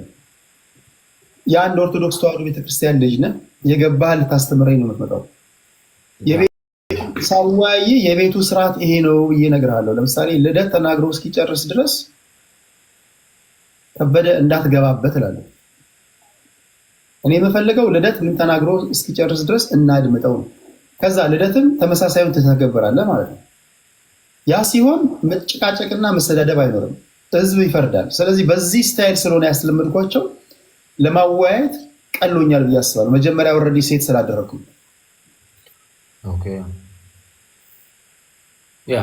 ያ በጣም እስካሁን ባደረካቸው ውይይቶች እና ባደረካቸው ምክክሮች እስኪ በፐርሰንት አስቀምጥ ብትባል የቴዲ ልብ አሁን ባለው ሁኔታ ላይ በጣም በጥቂቱም ቢሆን የትኛውን ይመለከታል ባለው ሁኔታ? ወይስ ገና ነው መቀጠል አለበት ከዚህ በላይ በደንብ ባለው ሁኔታ? ግን ሰምሃው የትኛውን ኮንሲደር እንድታደርግ አድርገዋል? 3 ቤተ እምነቶችን እስካሁን አወያይተሃል፣ እስልምና፣ ፕሮቴስታንትንና ኦርቶዶክስን።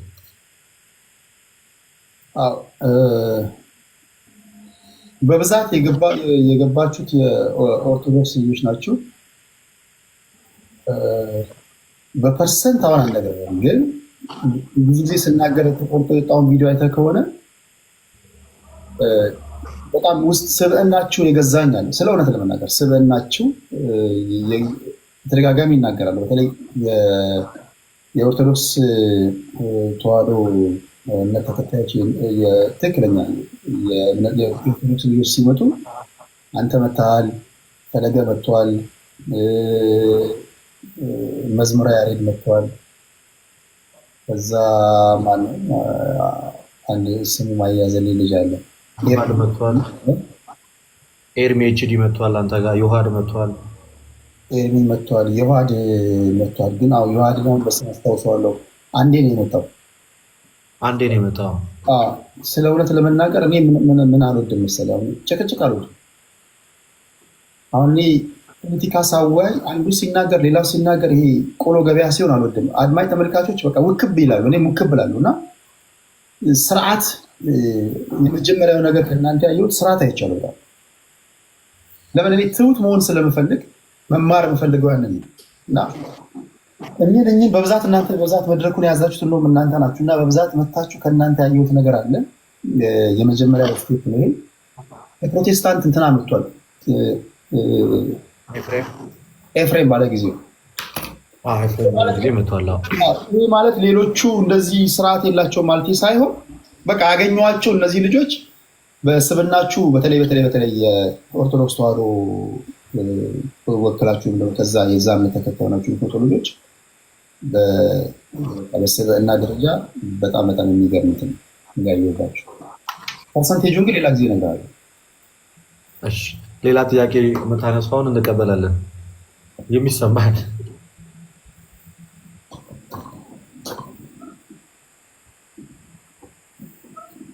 እንዳልክም መጥቷል። ሶሪ እንዳልክ ከፕሮቴስታንት መጥቷል። ሌላ ጨረስክ ጥያቄ? በቃ ከሐዋሳ ውጪ ኢትዮጵያ ውስጥ ኑር ብትባል የትኛውን ከተማ ትመርጣለህ? ከሐዋሳ ውጪ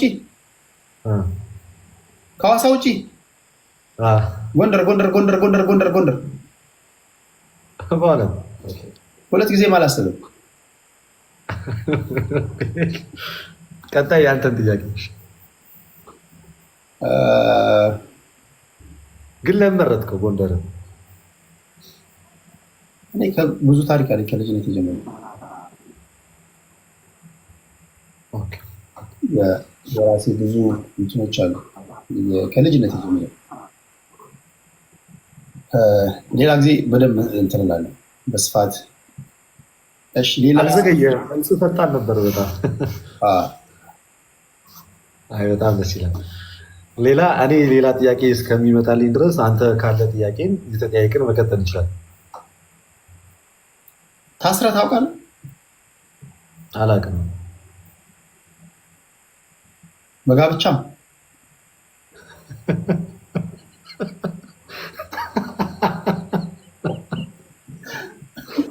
በቃል ኪዳን በህይወቴ የምፈራው ነገር መታሰር ይሄ ወንጀል ሰርቶ መታሰር የሚለውን በጣም ነው የምፈራው። ለምን አንድ ቀን ማደር የሚለው ራሱ በጣም ይከብደኛል።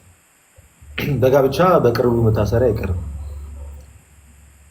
በቃል ኪዳን የታሰርኩት፣ አሁን በጋብቻ አልታሰርኩም። እሺ፣ በመንፈሳዊ ዓለም የጠነከርክበት ጊዜ ምን ያህል ጊዜ ይሆናል? ጠነከርክበት የምትልበት ጊዜ?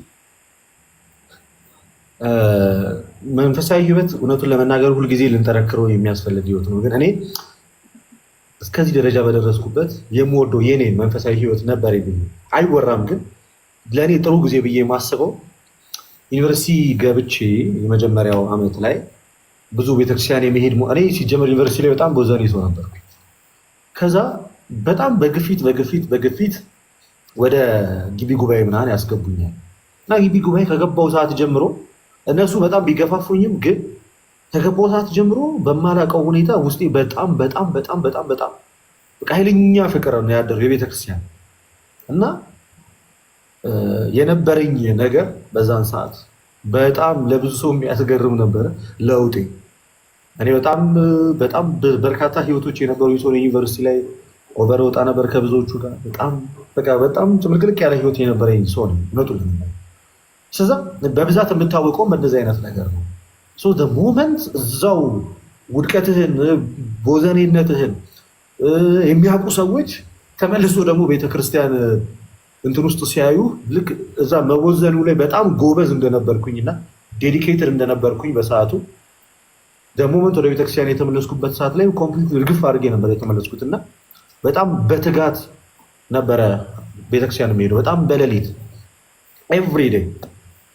ኤቭሪዴይ በሳምንት ሳምንቱን ሙሉ ሁልጊዜ ለሪ 9 ሰዓት ላይ ማለት ከዩኒቨርሲቲ እስከወጣ ድረስ ምን ጠቀመ? መንፈሳዊ ሰው ሃይማኖተኛ ወይም ደግሞ ያው ዓለማዊ ሰው ነው ወይስ አሁን መንፈሳዊ ሰው ነው? መጀመሪያ እሱ ነው። እኔ ሁለቱንም ቅልቅል ነኝ ማለት በመንፈሳዊ ህይወት የበረታው ሰው አይደለሁም። እስቲል በጣም በድካም ውስጥ ሆኜ እግዚአብሔርን የምወድ ሰው ነኝ። ዓለማዊነት ሊያጠቃኝ ይችላል። በኃጢአት መፈተን ሊኖር ይችላል። መውደቅ ሊኖር ይችላል። የስጋ ድካም ሊያጋጥመኝ ይችላል። ግን እስቲል ከእግዚአብሔር መራቅ የማይፈልግ በውድቀት ውስጥም የእግዚአብሔርን እግር ይዞ አልለቅህም ብሎ የሚሄድ ሰው ነኝ። በምንም አይነት ሁኔታ ውስጥ ከቤቱ መራቅም አልፈልግ። ቢቻለኝ በጣም በትልቅ ተጋድሎ ውስጥ መኖር የምፈልግ፣ ስጋዬን በደንብ መግዛት፣ ራሴን ማሸነፍ እና ቢቻለኝ ከሁሉ ሰዎች ጋር ሰላማዊ የሆንኩኝ መኖር የምፈልግ፣ ግን ደግሞ በኤኒ ሚንስ ምንም ይምጣ ምንም ግን ከነ ኃጢአቴም ከነ ድክመቴም ከቤቱ መውጣት የማይፈልግ ሰው ነው። እሺ አሁን ሁለት ዓለም ነው ያለው አይደል? መንፈሳዊ ዓለም አለ፣ ዓለማዊ ዓለም አለ። ያ አንተ ከፋት ዓለም አቀፋዊ ነው ይሉሃል። እኔ ዓለም አቀፋዊ ነው። እሺ አሁን ለምሳሌ እኔ መንፈሳዊ ሰው ከሆንኩኝ በቃ ዓለማዊ ነገር ሳደርግ በተቻለ መጠን አታዩኝ። ይሄ ዓለም ውስጥ ያለው የምታዩት አሮጌው ቆርቆሮ ምናምን የተጠራርጎ በተለይ ፓስተር ምናምን ከሆንኩኝማ ግራይን ብትመታኝ ቀኝን ነው የምሰጠው ብዬ አስባለሁ። መሆን ያለብኝ እንደዛ ነው ብዬ አስባለሁ። ስለዚህ ሃይማኖት ውስጥ ገብተህ ከዓለሙ አይቀርብኝ እያልክ ከሆነ ሃይማኖት ውስጥ መግባት ምን ጠቀመ? ይሄን ካላጸዳለ ከዓለሙ አይቀርብኝ የሚል ሰው ሳይሆን የግድ በዚህ ኃጢአትን ለመስራት በዓለም ውስጥ ብቻ መሆን አለ የሚጠበቅብህ። ፈተና በያለህበት ቦታ ሊመጣ ይችላል። ምናልባት ለሰው ኃጢአት የተባለው መቃም፣ ማጨስ፣ ክለብ መውጣት፣ መጨፈር፣ እነዚህ ግልጥ የሆኑ ነገሮችን ማድረግ እንደዚህ አይነት ቦታ ላይ ላትገኝ ትችል ይሆናል። ቤተክርስቲያን ስትሄድ ልትታይ ትችል ይሆናል። ግን ደግሞ ስቲል ፍጹምነትን ያገኘን ክርስቲያኖች አይደለንም። በመውደቅ በመነሳት ውስጥ ያለን በእግዚአብሔር ቤት ውስጥ ሆኜ ከነድካሜ በአጭሩ ጠቅለል ሲደረግ በእግዚአብሔር ቤት ውስጥ ከነድካሜ እግዚአብሔር ቤት ውስጥ ያለው ሰው ነው። ቤተክርስቲያኔን ይዤ አደባባይ ወጥቼ መጨፈር፣ መቃም፣ ማጨስ እኒህ አይነት ነገሮችን በጣም እጸየፋቸዋለሁ። ሲጀመር ወደ ህይወቴ ላመጣቸውም አልፈልግም። ወደ መጀመሪያ ወደ ቀደመ ህይወቴ መመለስ ስለማልፈልግ ከዚህ ነገር ስለሆነ የገላገለኝ መንፈሳዊ ህይወቴ በግልጽ መናገር ካለብኝ በቀድሞ የነበረኝ ህይወቴ በጣም አጸያፊ ነው። አሁን ላይ ሰዎች ባልኖሮ ይሄን ነገር እንዴት ልገላገሉ ብለው የሚያስቡት ከነበረበት አደገኛ ሱስ ውስጥ ነው የወጣሁት። ስለዚህ መንፈሳዊነቴ ያንን ነገር ገላግሎኛል። በጣም ሰላም ነኝ። አሁን የትኛውም ሱስ አያጠቃኝም። የሲጋራ ሱስ አያጠቃኝም። የጫት ሱስ አያጠቃኝም። የመጠጥ ሱስ አያጠቃኝም። ሌላ ምንም ነገር የለብኝም። ይህንን ነገር ከዚህ ነገር ውስጥ ያወጣኝ ወደ መንፈሳዊ ቤት መግባቴ ነው። ግን መንፈሳዊ ቤት ውስጥ ሆኜ እግዚአብሔር ላሳዝነው እችላለሁ በአንድም በሌላ። ግን ያኔ ከነበርኩበት ውድቀት ስላወጣኝ መንፈሳዊነቴ ወደ መንፈሳዊ ህይወት መመለሴ ለእኔ በጣም ሰው ድጋሚ ህይወትን እንዳገኝ አድርጎኛል። ምናልባት ይሄኔ በየጎዳናው ላይ በጣም ደክሜ ጥርሴ በልዞ አላፊ አግዳሚው በጣም እየሳቀ የተሳለቀብኝ ምኖር ሰው እሆን እችል ይሆናል። በጀመርኩት አካሄድ ብሄድ ወድቄ ተሰብሬ የምቀር ሰው ልሆን እችል ይሆናል። ወይ ደግሞ ሱሴን ለመቋቋም ስል ሰዎች ህይወትን ማጠፋ በስርቆት ውስጥ የምሰማራ ምናምን አይነት ሰው ልሆን ይችላል። ከዛ ነገር ገላግሎኛል መድኃኒዓለም። ቅዳሜና እሁድ የማሳለፍበት ቦታ ክለብ፣ ጭፈራ ቦታ ነበር። ወደ ቤተክርስቲያን ከመጣሁ በኋላ ግን በቅዳሴ ቤት በቤተክርስቲያን እንድሰበሰብ አድርጎኛል። ግን እንደዚህ ስል ተቆጪ አይደለሁም እያልኩኝ አይደለም። ሰዎችን ላስከፋ እችላለሁ፣ ከሰዎች ጋር ልጣላ እችላለሁ፣ ሌሎች ነገሮችን ላደርግ እችላለሁ። ከዛ አንጻር በጣም መንፈሳዊ ነኝ ፍጹም ነኝ ብዬ መናገር ባልችልም ግን በቤቱ ውስጥ ራሴን ለማሳደግ የምሞክር አንድ ግለሰብ ነኝ። ዓለማዊነትን ግን የምደግፍ አይደለሁም። ዓለማዊ ነኝ ስል ቅድም በዓለም ውስጥ የሚደረጉትን እነዛን ነገሮች ውስጥ ተሳታፊ ነኝ እያልኩ ሳይሆን ልክ መጽሐፍ ቅዱስ ላይ ወይም ደግሞ በምግባራቸው በጣም ተመስክሮላቸው ያሉ ቅዱሳን ታሪኮች አሉ አይደለ? እኔ እንደዛ አይደለም። እንደዛ ለመሆን የምጣጣር ግን ሰው ነኝ። ይዟቸው ለማርያም ትጸልያለህ? ወደ ማርያም ለማርያም ትጸልያለህ? ጥያቄ እንድትመልስልኝ። ለማርያም ትጸልያለህ ማለት እንዴት ነው? ትንሽ ታብራራለህ። ለምሳሌ ጥያቄዎች ይኖራሉ።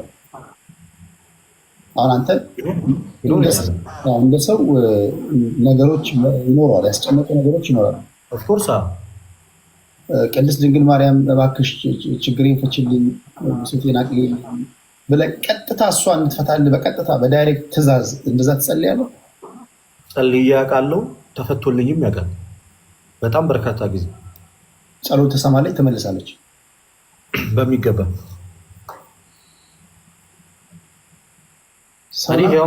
ለምሳሌ ሰው ናት አምላክ ናት? ቤታችን ፍጹም ሰው ናት እንጂ አምላክ አይደለች። ስለዚህ ጥያቄ ትመልሳለች ማለት ትሰማለች።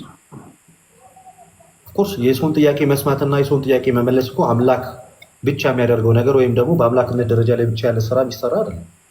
ግን መጽሐፍ ቅዱስ ላይ ታምራትን ሲያደርጉ የምንመለከታቸው ሰዎች ሌሎችም ለምሳሌ እነ ጴጥሮስን እንመልከት። ሐዋርያት ሥራ ምዕራፍ 5 የሰዎች በልባቸው ውስጥ ያለውን ነገር አውቆ